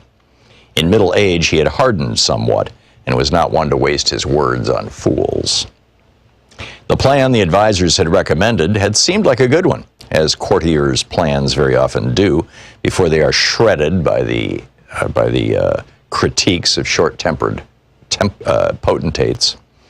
Not far across the sea from Sicily, roughly 75 miles at the closest point, lay the remains of what had in ancient times been called Carthage, afterward the Roman province of Africa, and now in the 11th century, Ifriqiya. Its cities, including the capital Mahdia and on the coast, and Kairoun Island, where a vast mosque and school had for many generations been frequented by the greatest philosophers and natural scientists in North Africa, were under the shaky command of a crumbling dynasty of Berber Muslims known as the Zirids. The countryside was controlled by various Arab Bedouin tribes sent from Egypt to drive the Zirids out. Political stability was collapsing. Here lay warm and fertile farmlands. There sat prosperous port towns, all ripe for the taking. Roger's counselors thought so, and they had therefore recommended to their testy overlord the proposal of a cousin whom one source names only as Baldwin. This Baldwin had come into possession of a great army of Christian soldiers and was casting around for somewhere godless to conquer. He had asked Roger's blessing to come to Sicily and use it as a launch pad for an invasion of Iroquois. "I shall be a neighbor of yours," he had explained, as though this were good news. But Roger of Sicily was not feeling neighborly. Iroquois was undoubtedly ruled by various followers of Islam, he said, but those infidels happened to be sworn partners of the Sicilians in agreements that kept the peace and allowed for a rich exchange of goods in the island's markets and ports. The last thing he wanted, he ranted to his gathered minions, was a cousin imposing on his hospitality, waging a reckless war that would disrupt Sicilian trade if it was successful, and cost him a lot of money in military support if it failed. Iroquois may indeed have been vulnerable, but if anyone was going to exploit that, it was going to be Roger himself. He had spent the last 2.5 decades, almost his entire adult life, carving out his rule in the region, and it would have been a limp end indeed if he were now to put it at risk, that pursuit of, to put it at risk in pursuit of some harebrained scheme cooked up by a kinsman who had never troubled the soil of the island with his sweat. If this Baldwin wanted to fight Muslims, said Roger, he would have to find a different part of the Mediterranean in which to go about his business. There were plenty of places he could name that would be preferable to Sicily's backyard. He summoned Baldwin's personal envoy to his presence and informed him of his decisions. If his master was really serious, he said, then the best way to proceed is to conquer Jerusalem. That is how it all began. Roger, Count of Sicily, was 11th century Europe's ultimate self-made man. He was born around the year 1040 as the youngest of 12 sons sired by a minor nobleman from Normandy called Tancred of Hauteville. Given the protocols of inheritance, being born even as a second son implied a lifelong burden of fortune hunting rather than easy inheritance. To have 11 brothers ahead of you was a disaster. But by the end of the century, the Normans had begun to conquer their way around Western Europe. They took command of Saxon England in 1066. At the same time, southern Italy fell under their gaze, and opportunities that may have seemed limited for younger sons within Normandy itself, but for anyone prepared to travel, opportunity abounded. As a young man, therefore, Roger had left his homeland in what is now northwest France and set out for territory that already called many of his kinsmen and countrymen, the rich but unstable southern Italian regions of Calabria and Apulia.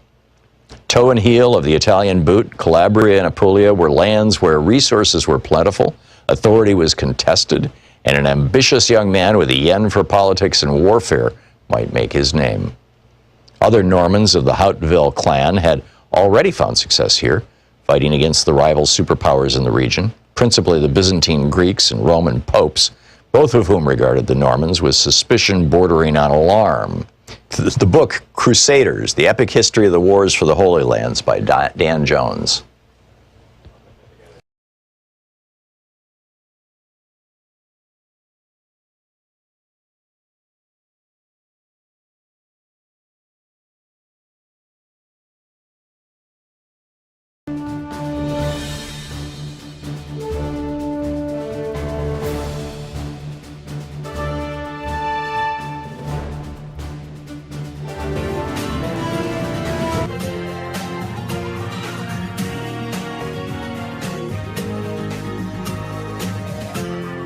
This is the Thom Hartmann Program. Welcome back. Thom Hartmann here with you. We will continue our conversation about whether Trump's efforts amount to eugenics or even genocide. Is this the improving the stock of the herd strategy, or just whitening the country? I don't. We'll continue that conversation in a little bit. But right now, my old buddy, Dr. Michael Mann, is with us, the distinguished professor of meteorology, the director of the Earth Systems Science Center at Penn State University, member of the National Academy of Sciences, the author of numerous books, including The Madhouse Effect, How Climate Change Denial is Threatening Our Planet, Destroying Our Politics, and Driving Us Crazy, recipient of the Tyler Prize. His website, michaelmann.net. And you can tweet him at Michael E. Mann with 2 N's. Michael, welcome, or Dr. Mann, welcome back to the program. It's always so glad to have you, so good to have you with us. Please describe to us the difference over the years in climate, in these predictive models that have to do with climate change and how we can expect our atmosphere to respond to this constant barrage of carbon that we're throwing into it.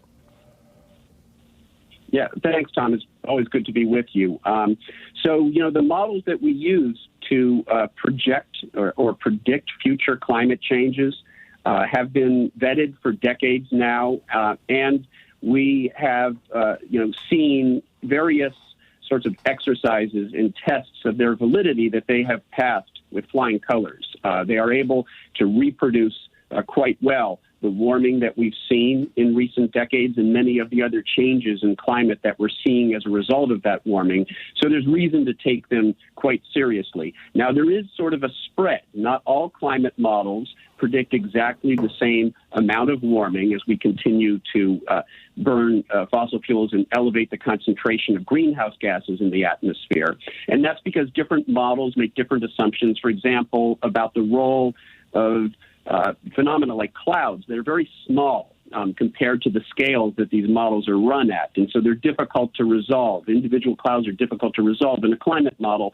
And so you have to make certain types of physically based assumptions about, for example, how clouds change in a warming world. And different climate modeling groups make slightly different assumptions that are consistent with the evidence, and they come up with different amounts of warming. So there's a spread. And currently, what those models tell us is that if we continue with business as usual, that we don't curtail our burning of fossil fuels, we don't transition from fossil fuel burning to renewable energy and decarbonize our civilization, we'll probably see somewhere between 3 and 4 degrees Celsius. So we're talking, 6, 7 degrees of Fahrenheit warming of the planet by the end of the century. But there's a range. There's some uncertainty, as we just discussed. So the new models seem to be projecting far more extreme warning than the models were 5 and 10 years ago. Why is that, and what are they predicting?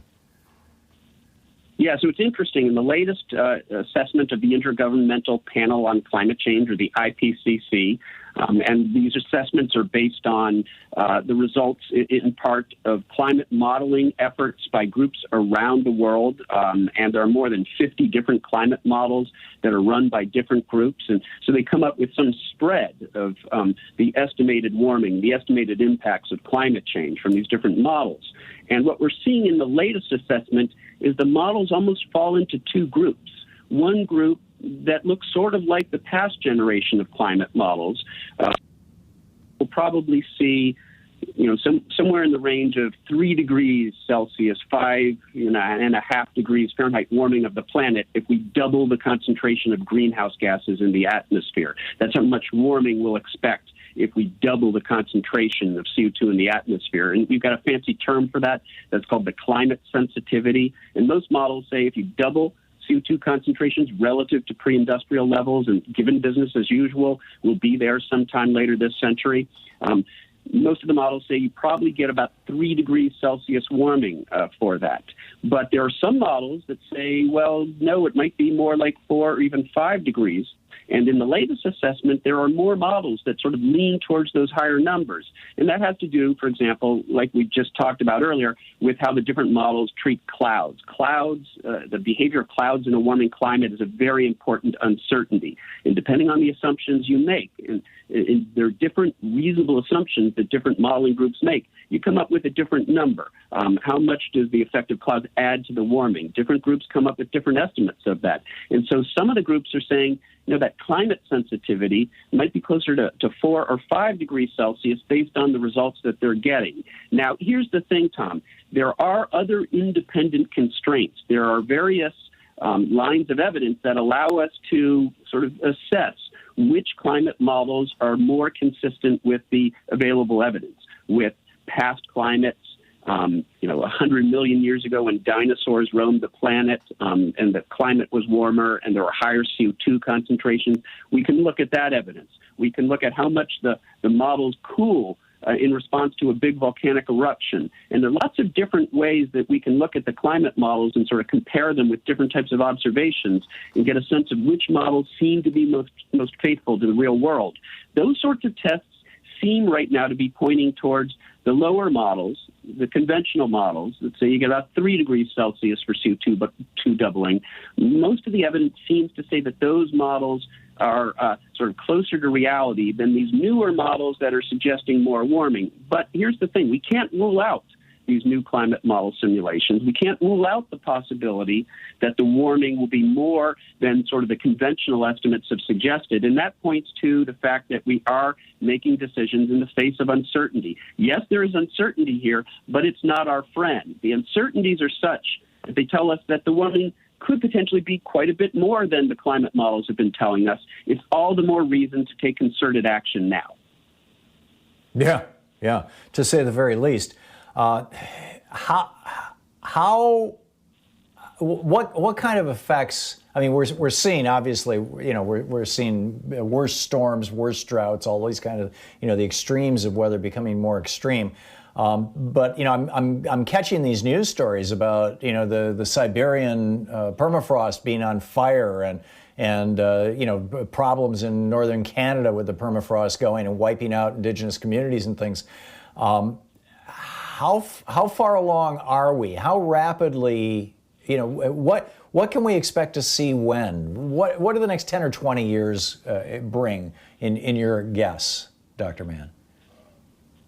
Yeah, when temperatures are warmer in Siberia than they are in Florida, it's time to start worrying. And there is indeed plenty of reason to worry that we're already seeing dangerous climate change impacts. We see them, in our daily, newspaper headlines on our television screens. The wildfires in Siberia, the devastating heat waves here in the United States, unprecedented flooding events and superstorms. We're seeing the damaging impacts of climate change play out. And so the very best of scenarios, if we take concerted action now, we can prevent things from getting worse, but we're already stuck with the negative impact that we're facing. Given the impacts we're seeing now, it's reasonable to imagine that we can sort of develop the infrastructure, that we have the resilience to deal with the impacts that are already locked in.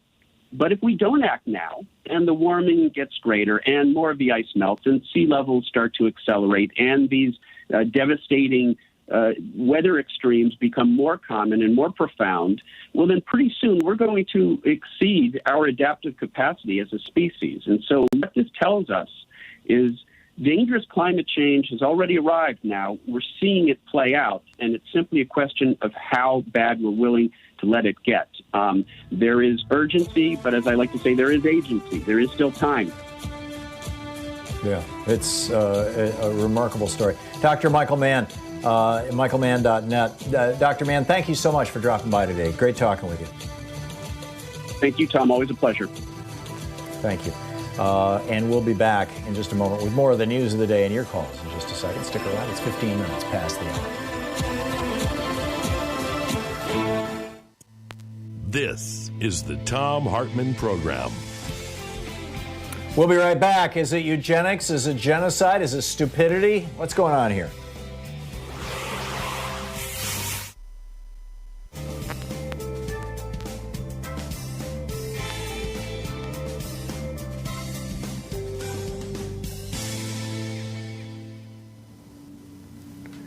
And welcome back. 15 minutes past the hour. And let's see here. June in Knoxville, Iowa. Hey, June. Thanks for watching Free Speech TV. What's on your mind today?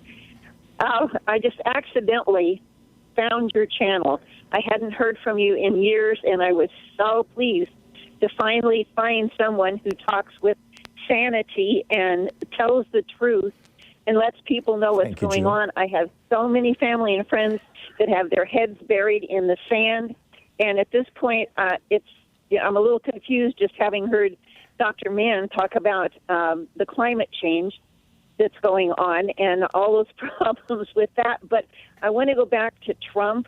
I have so many Republican friends and family members that are still, they're loyal to him yet. And I've equated him with so much that's happened in our past as with other dictators and like Hitler.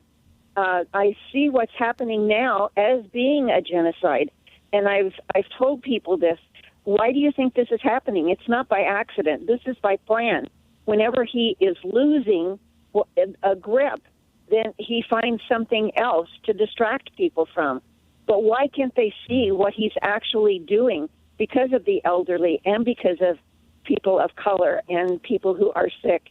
It's so important that people understand that this man, look at the book that just came out from his mouth. I think that tells more about what this man is about than anything else, and explains why he is the way he is.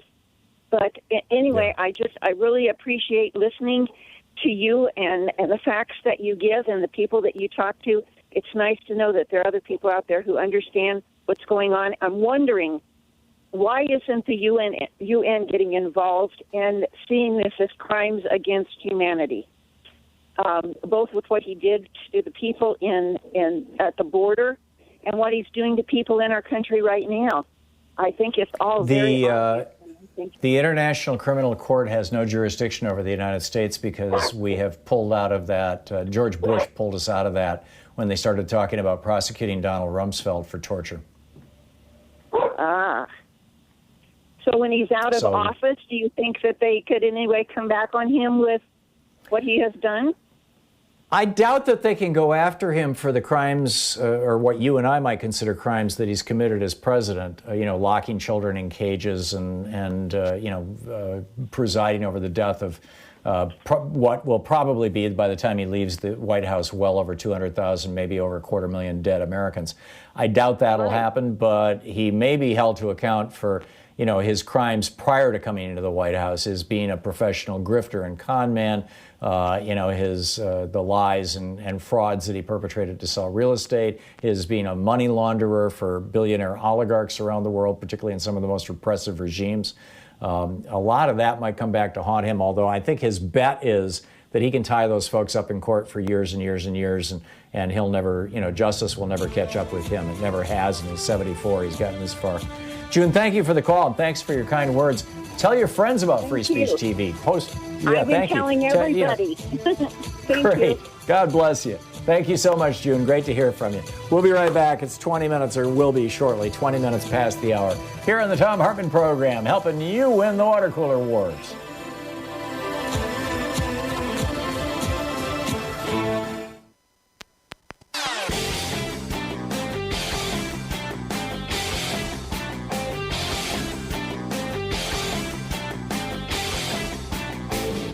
Our 1-hour free podcast recaps our show, and it's available wherever fine podcasts are found. And we have the full 3-hour podcast available over at thomhartmann.com if you want to really support our program. So it turns out back in November, the spy agencies in the United States were notifying the Trump administration that something's going on in China. Looks like another SARS outbreak. Maybe we should get ready for this. It was ignored.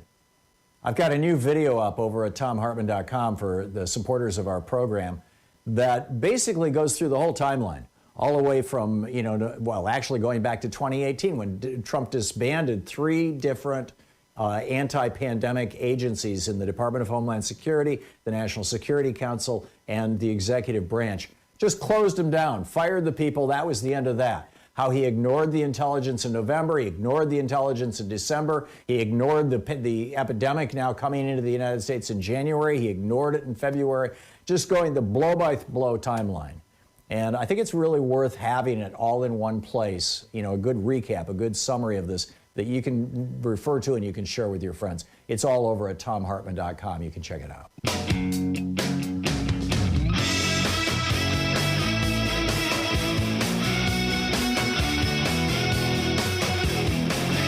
Welcome back. Thom Hartmann here with you. I mentioned dress rehearsal, and I am wondering, and perhaps we can discuss this in more depth tomorrow, but I'm wondering if this is a dress rehearsal of some kind, and if so, for what? In fact, this is a topic that really deserves a deeper conversation. I'm going to set this aside, and we'll get to this tomorrow. I notice that we've got calls from all over the country, all over the world here. People want to get in on all the stuff we've been talking about, genocide, stupidity, eugenics, what's going on. So let's pick up some phone calls here. Nicholas in San Cristobal, Mexico. Hey, Nicholas, what's up? Tom, thank you for taking my call. This is possibly not exactly on topic, except that it is exactly what you and Michael Mann were talking about, the Arctic ice. Are you aware, and if not, are your listeners aware, and if not, I think everybody needs to know that 2 days ago, Russia began construction on the world's largest icebreaker. It is 2.5 football fields in length. It is powered by 2 gigantic engines that are both nuclearly powered, and the purpose is to break up the last remaining ice in the eastern Arctic seas in order to extract oil, probably with the help of ExxonMobil. I can't think of anything much worse than this as an event. Yeah. Well, I'm guessing they're also opening shipping lanes there too. And what people need to realize is that ice, Michael was talking about clouds reflecting sunlight. The ice does the same thing. It's called albedo effect. And it prevents the Arctic warming. You get rid of the ice and you've got, dark blue ocean water. It absorbs heat like there's no tomorrow. And then we speed up the entire blue ocean event, at which point zero reflection, the Arctic warms, everything warms faster, therefore. Honestly, you'd think it was a bad novel, but they've just started construction on this behemoth of a ship, and it will break through up to 15 feet of solid ice. Wow, that's incredible. Yeah. I had not seen that story, Nicholas. Thanks for the heads up on that. I will thought you needed Are to you know are you right in Mexico after right now, or are you back in the United States? No, I'm in Mexico, and I normally go back in September, but for obvious reasons, I think I don't dare go back in September. And so how's Mexico dealing with the coronavirus? Back there. Yeah, and if I don't get back, by October, November, some serious problems occur. Paperwork, finances, and things that will just start to crumble on me. So I've got to get back there by November at the latest, and that may, as we know, may not even be a good time by then. But we will see. Yeah. So how is Mexico dealing with the coronavirus, Nicholas? Well, as you can well imagine, it's complicated. Some people are dealing with it very well and thoughtfully. You see masks everywhere. Most businesses will not allow anybody into their place of business without a mask. You hear arguments outside all the time.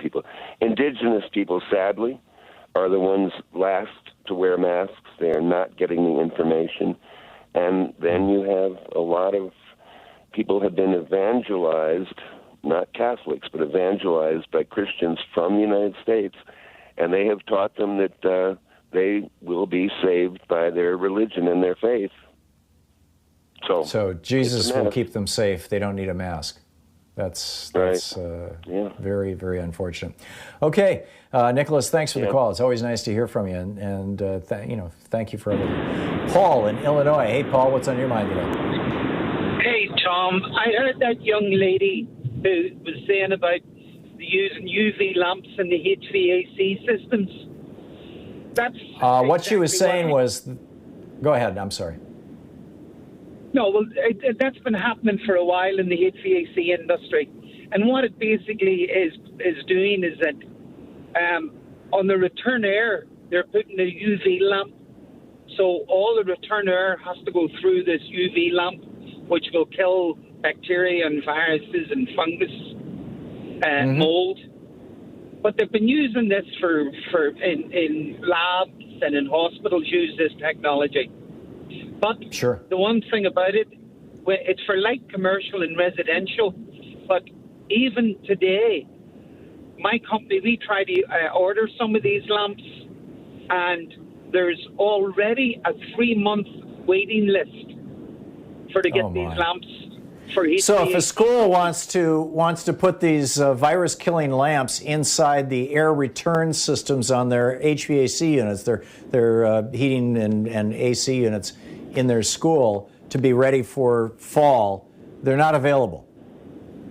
No, they're not available. Right, there's 3 months wait right now for light commercial, which would be for schools.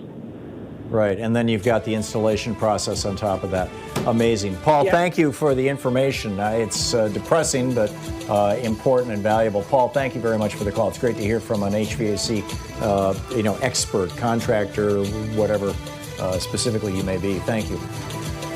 Wow, we'll pick up more of your phone calls after the break, and as our program rolls on. Stick around. We'll be right back. You're listening to the Thom Hartmann Program. Call 202-808-9925. This is the place where smart people get their news, occupying the media 3 hours a day, 5 days a week, right here. Thom Hartmann.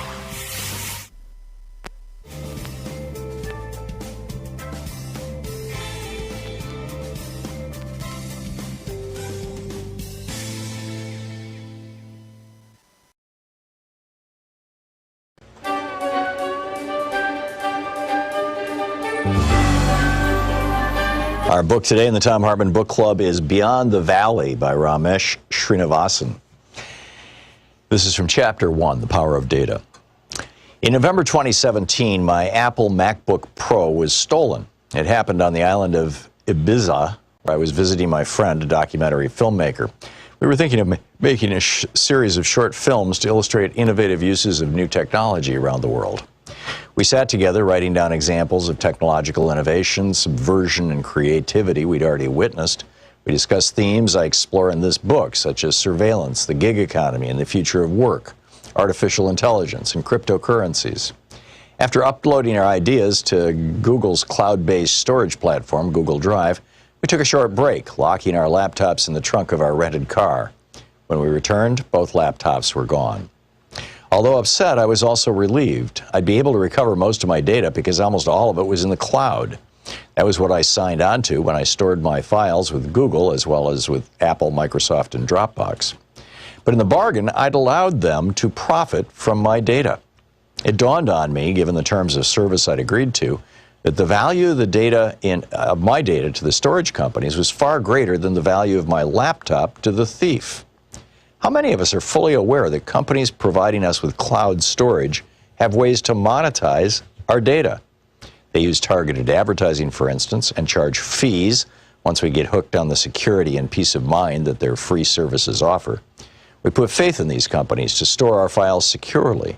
But our private information may no longer remain private if, let's say, the government asks to search through our data. It's also not private because all this data is surveilled, computed, and often manipulated in mysterious ways to influence and shape our behaviors as these corporations see fit. By creating accounts with these companies, we give them access to ourselves. So when we consent to privacy policies, in reality, we're signing on to systems of surveillance never before seen in human history. And we do so without being included or consulted. By desiring to keep our data accessible and recoverable, we lock ourselves into using their services. As I thought about getting my files back in Ibiza, I wondered, does access to my own property have to come with such strings attached? In my relationship to Apple, I find the strings impossible to untie. By purchasing an Apple laptop, I had unwittingly transformed from a customer into a part of the company's product line. I had provided Apple with private data and trusted Apple to protect it. Now, to retrieve that data, I had to purchase a new laptop with Apple-owned peripherals and devices. So I caught the next flight to Madrid. I then took the train to the city's Apple store located in Puerto del Sol. In many ways, this central plaza still serves in its centuries-old role as a landmark and gathering place for the entire Spanish nation, a point from which numerous roads emanate. With its distinctive aesthetic and its strategic placement in a civic space, the Apple Store stood out among the adjacent parliamentary and government buildings as if the global brand were more powerful than Spain itself. The day I was there, more people entered and left the Apple Store than passed through the doors of my neighboring building. In 2017, Apple, a private corporation worth more than $1 trillion, actually began to conceptualize its retail stores as town squares, thereby branding itself an integral part of our everyday lives. Other big technology corporations describe themselves in similar terms. Facebook CEO and founder Mark Zuckerberg, for instance, refers to the company as a social infrastructure for the global community. So what we have in the digital world are privately owned public spheres. They're branded as public, civic, and virtuous, but in reality are dominated by a single logic, extending profitability and economic value. How can these companies' interests be the same as the public interest? Like many other large corporations, Apple is shareholder-owned and therefore primarily accountable to its investors and executives, rather than to its employees, customers, general public. I had not begun to unpack the meaning of all this until I realized how monumental the Puerto del Sol Apple Store actually was, as an icon and a structure. As I walked into the store, an Apple employee invited me to purchase a new machine, log on to my iCloud account, and retrieve from Apple Cloud Storage the data that I lost from my stolen laptop. These transactions, completed in less than an hour, were simple and efficient. My data was extraterritorial, easily retrievable in Spain, and likely would be in most other countries. Purchasing a new laptop and getting my data back supported Apple's economic model. National borders were no threat or hindrance. The same was true with retrieving data I had stored on other corporate cloud servers managed by Google and Dropbox. In technology circles, this saying has made the rounds. If you're not the customer, then you're the product. Many of today's technologies come to us for free, but in return, our personal lives come for free to these technologies. But they are accessible for the company's profit and gain. Yes, when we search Google, we look for information, but do we realize that Google is also searching us? Users, and it goes on from there. So the book is Beyond the Valley by Ramesh Srinivasan.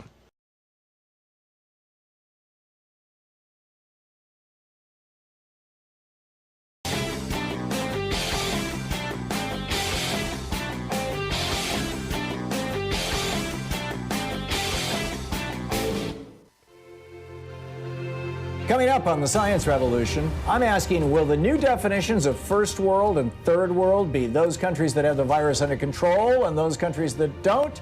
Connor Gibson with Greenpeace USA is here about 3 states making protesting fossil fuel pipelines a felony. Is protesting becoming illegal now? Robert Weissman with Public Citizen drops by. He's concerned about Trump's land management pick. The guy's a climate-denying extremist. I'm concerned too. Kevin Camps from Beyond Nuclear is telling us about even more nuclear waste that they want to bury under New Mexico's desert. Plus, geeky science. Does sitting cause cancer? Tune into the Science Revolution wherever fine podcasts are available. So we have a new video up for people who are supporters of the Thom Hartmann Program. Specifically, it's over at thomhartmann.com. Talking about language, how we use language. Language matters tremendously. And we have chosen as a society, as a culture, as media, as political leadership, etc., not to refer to people like Steve Mnuchin, who threw thousands of people out of their homes illegally during the banking crisis, as looters, not to refer to Rex Tillerson, whose oil company has ravaged much of the third world, literally destroying people's lives, killing people, poisoning people. We don't refer to them as looters. We don't refer to the police who go into neighborhoods and kill people, minorities, particularly African Americans. We don't refer to them as looters, stealing their lives. But when black people rise up and say, no, enough, we call them looters. There's something wrong with this. Check it out. It's at thomhartmann.com.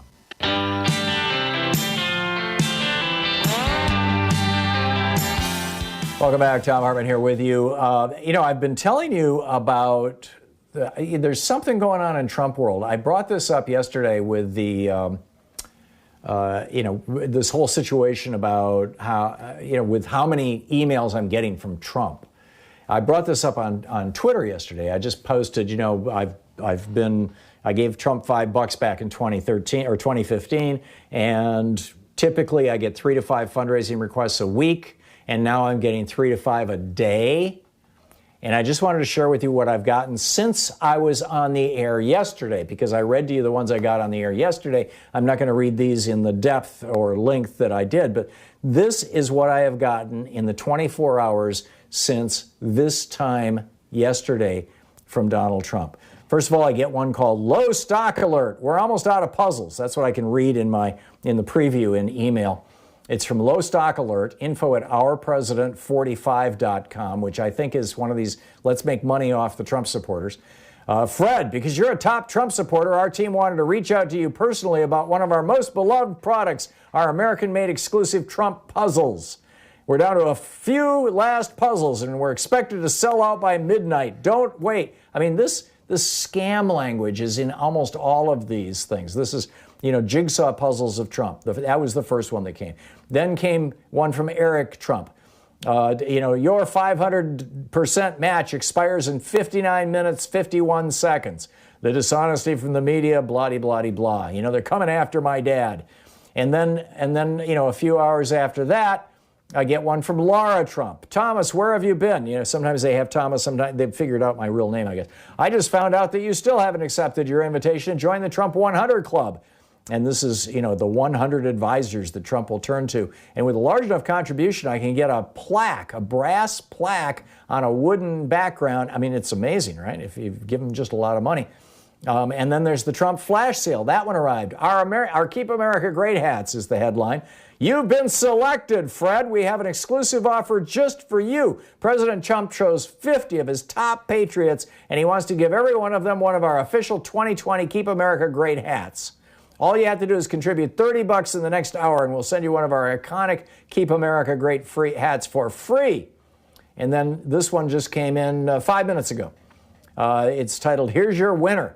This is from contact@victory.donaldtrump.com. Do not share. Please do not share this email with anyone else. This offer is for, Fred Flintstone only. Fred, the votes are in, and I'm proud to present you with a beautiful 2020 Trump Platinum card that was voted the winner by you. And then there's a picture of the official Trump 2020 Platinum card with Donald Trump's pictures on it and Fred's name on it. It says, I'm only reaching out to a select group of my best supporters to become official 2020 Trump Platinum members, and you are one of them. And then, of course, send us money. What the hell is going on? 5 fundraisers, or was that 6? Oh, here's another one. This one just came in. This is from DonaldJTrump.com. 4th of July flash sale extended. Fred, you know you want one. You've been thinking of buying one of our iconic Trump-Pence 2020 flags. Now is your chance in honor of the 4th of July. I mean, it's like, whoop, here's another one. This one came in like 2 hours ago. This is your chance. This is from the Trump 2020 app. President Trump wants to meet you, Fred. He wants to give his top supporters like you a guaranteed opportunity to meet your favorite president at a future event. And all you have to do is download the official Trump 2020 app. By the way, when you download that app, they require you to put your phone number in and your complete address, but in particular your phone number and email address before you can even use it. It's called harvesting.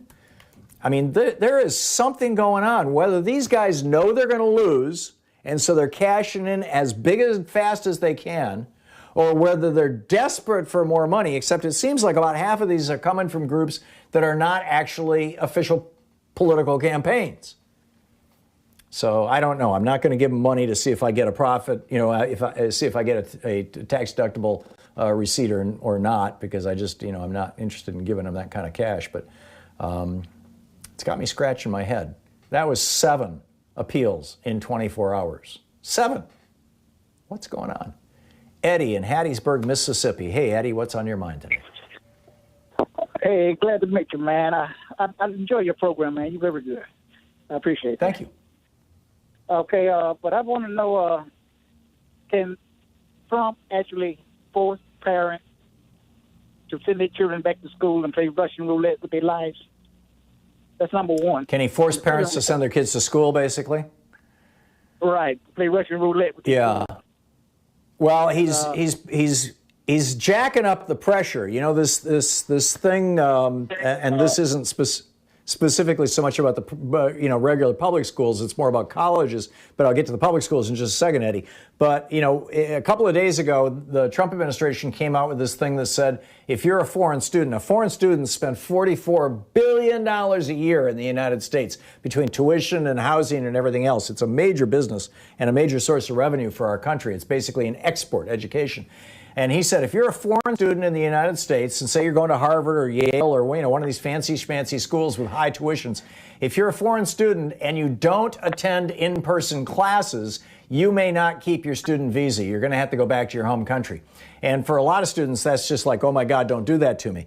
And plus, the diploma they'll get won't be worth that much.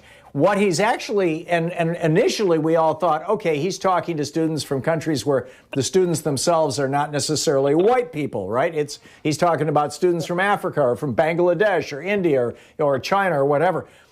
This has got to be racism. Well, it turns out that what it probably is actually is his way of putting pressure on the universities. You're going to lose $40 billion worth of students if you don't run classes all the time.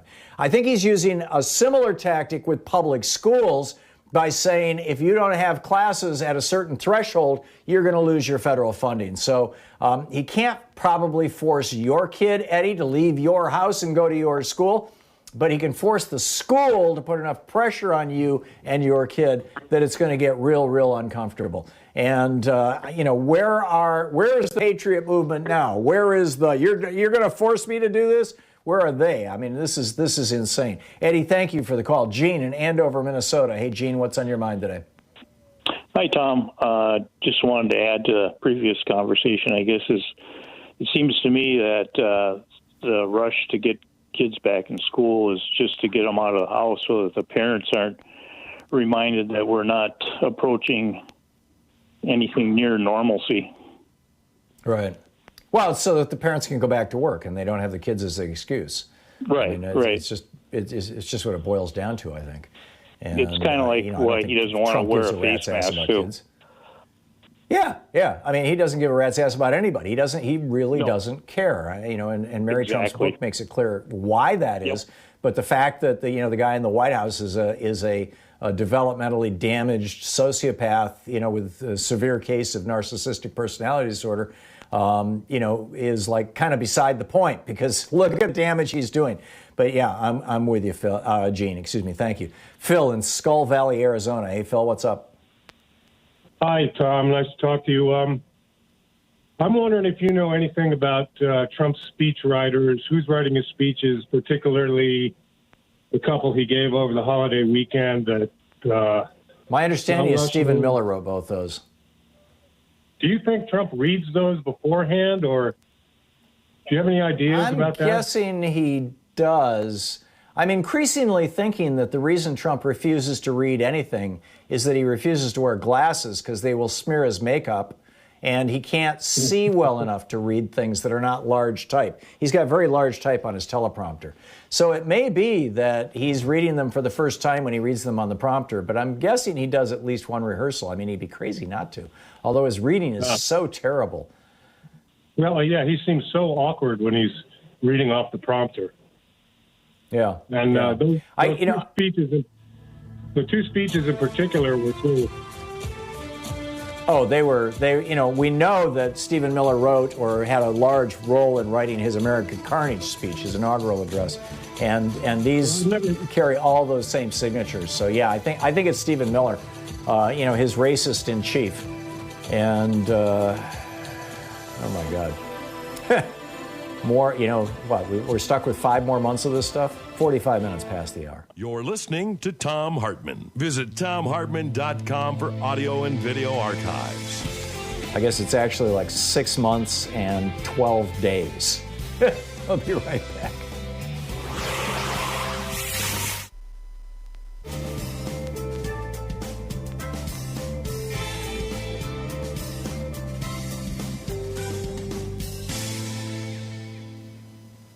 And welcome back. Martin in Seattle. Hey, Martin, what's on your mind? Yeah, hi, Tom. How are you doing? I just wanted to talk about Trump's tweets in general. I don't really, pay attention to them, but from what I hear from you saying, there's a lot of code words in there. Obviously, there's a lot of falsehoods. It all seems like one big disinformation campaign, something that a military intelligence unit would run. Yeah. Well, this is where, we had a caller earlier saying that basically what Trump is doing is fulfilling Putin's plan to destroy America. I don't think it's that simple. I think that there literally is an ideological war going on worldwide, just like there was during the Cold War. And I realize this may throw me into the kind of Francis Fukuyama neoconservative world that sees, great empires clashing. But I really think this is what's going on. You've got the right-wing oligarchs around the world who are running countries as oligarchies and as kleptocracies, and they are at war with the very concept of democracy. And the extent to which America, stands for democracy, or historically has stood for democracy, is the extent to which we need to be taken down. And they did it. For 3.5 years, we have not defended democracy anywhere in the world, and we have openly embraced autocracy. What do you think? Yeah, he's just doing everything that, has been done underneath. Now he's just bringing it up to the forefront because, I guess he can. There's no one seems to want to challenge him on a level to do that.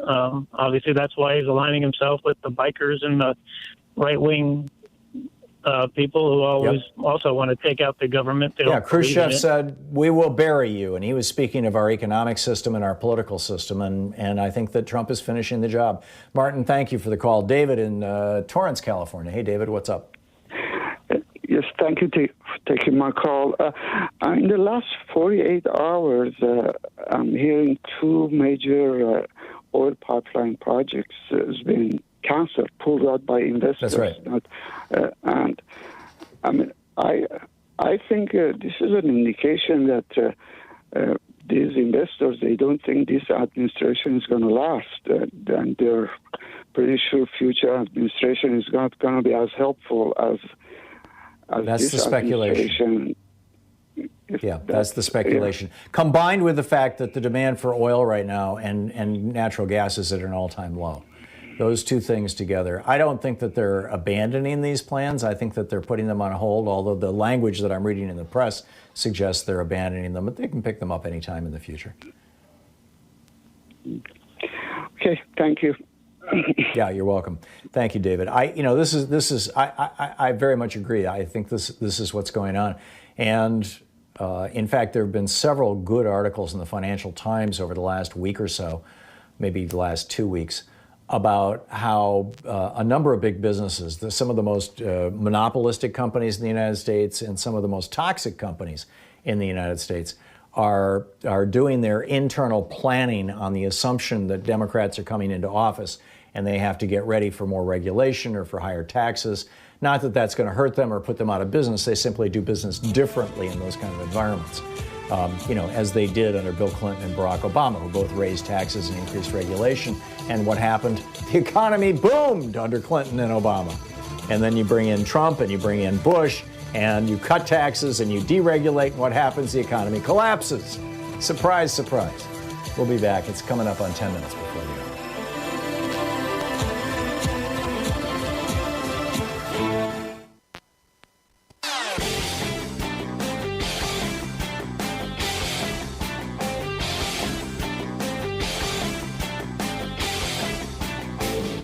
Hey, we're putting together a series of American history books. It started with the hidden history of guns and the Second Amendment. Then we had the hidden history of the Supreme Court, the betrayal of America. Then the hidden history of the Republican war on voting. Coming out soon is the hidden history of monopolies, how big business destroyed the American dream. And then next spring, it's going to be the hidden history of oligarchy and tyranny. Hey, we have a new video over at thomhartmann.com for people who are supporters of our program. It is the 12 steps. Common Cause actually put these together, but I boiled them down into a nice little rant on a YouTube video that you can share with friends and neighbors and acquaintances who might be wondering, how did this coronavirus thing get so bad? Why is it that the United States has a third of the deaths in the world? Why do we have over 100,000 dead people? And South Korea has 200, and Taiwan has like 70, and Australia has fewer than 100, and has pretty much squashed the virus. Why is it that only 7 people died in New Zealand? Why are so many other countries doing so well and we're not? Well, there's an answer to that question, and I lay it out in this little video. It's over at thomhartmann.com, and you can grab it there and share it with your friends. And I'll give you a clue. Almost all of it has to do with things that orange guy in the White House either did or failed to do, but it's a great list. You can check it out at thomhartmann.com.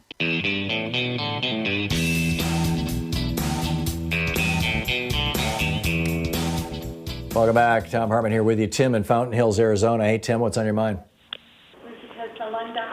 Hi, Tom.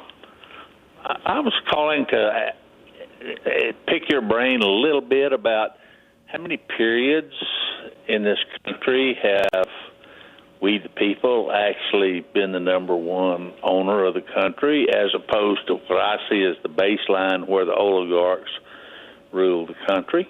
And what do you think our odds are in this particular turning crisis era for actually we, the people, regaining and passing the laws to maintain our control of the country? Tim, I think that you invoked The Fourth Turning, the book by Strauss and Howe, about how every 80 years the country kind of reboots itself after going through a horrible crisis. And I think that that's exactly what's going on right now. I wrote a book about this, predicting it would happen in 2016, the crash of 2016. I was 4 years too early, but we shouldn't have used a date in the title because the book's out of print now, but it just lays out what's going on. And in that book, I even said, this could be precipitated by a black swan event, which is what we're seeing. I'm actually very optimistic. I think that the Trump presidency and the oligarch, the billionaire takeover of our entire political system and now our court system is going to backfire, as it did 80 years ago, as it did 80 years before that, and as it did when the British did it 80 years before that. So I'm pretty hopeful. I'm not one of those who is particularly frightened. The one thing that does concern me is that if Trump uses something like the 12th Amendment to stay in the White House, that that will be the thing that interrupts the cycle. That'll be the thing that brings the whole country down. And I'm not looking forward to that. We'll be talking about that more tomorrow. Tim, thank you for the call. Rand in Chicago. Hey, Rand, what's up? Hi, I was just listening to your program, and my life seems to fit a lot into the things you're talking about. As far as my brother and my sister and I all have cancer. They died. I didn't. But we lived in an area where there were a lot of garbage dumps and methane. And we saw times when it rained and took the paint off of people's cars. And whoa. So you had factories or waste disposals or power plants just upwind from you? All of the above. The paint plant, steel mill, and cadmium dump from the city of Chicago. They all dumped out there. And I'm the only one that's still alive. My little brother is still, he's alive because we moved. And my brother and sister both died young. And, I just can't figure out what's going on. I've lived through a lot of prejudice. Went to a school with Caucasians, and we'd have to fight. Now, the younger guys were my friends, but their brothers would wait for us after school to jump on it. And my life is, I'll write you a book, okay? That's the best I can do. I'd love to read it, Rand. And I'm sitting home now. I have multiple myeloma. I can't really go out because I've had chemotherapy. My wife goes in the store. I have to wear a mask anytime I go around anyone else. So, I don't know. It's depressing, but it's not depressing because I'm still alive. Well, a lot of people aren't. I've had brain surgery because I had meningioma. They don't know where that came from. I've had multiple myeloma. They can't tell me where that came from. But I think it's all from living in the neighborhood I lived in. Yes, and there's a long history to this, Rand. There have been books written about it, about how over the last 200 years, as the Industrial Revolution ramped up, in particular since the 1840s, 1850s, really in a big way, that everything from steel mills to waste disposal sites were almost always sited near largely African American or Native American communities, and now increasingly Hispanic communities as well. And because, in the minds of the wealthy white owners of these businesses, those were disposable communities. And it's still the case today. And in fact, down in Texas, Louisiana, you got all these refineries. And if you look at the wind patterns, prevailing winds always go from west to east because the planet rotates from east to west. And if you look at the prevailing winds out of the Galveston area and all those refineries down there, all the way over to Louisiana, what you see is this wide stretch about 200 miles north to south that goes maybe 100 miles, 150 miles east to west, or west to east rather, that they refer to as Cancer Alley, because people down there are dying of cancer like there's just no tomorrow. Rand, thank you for sharing your story with us. Thank you for the call, and thanks for listening to WCPT. I'm sorry we're hitting a break here, but we're hitting the end of the show, actually. But, wow, I wish you the very best, Rand, I really do. Thanks so much for being with us today. We'll be back tomorrow, same time, same place. In the meantime, don't forget democracy is not a spectator sport. Get inside your Democratic Party, huh? They're still doing business. It may be virtual. You can do it from home. You don't even have to leave. Let's get inside the Democratic Party and make some real change. And start talking about however you're hearing this show on your social media. Tag You're It. We'll see you tomorrow. You've been listening to Thom Hartmann. For audio and video archives, visit thomhartmann.com.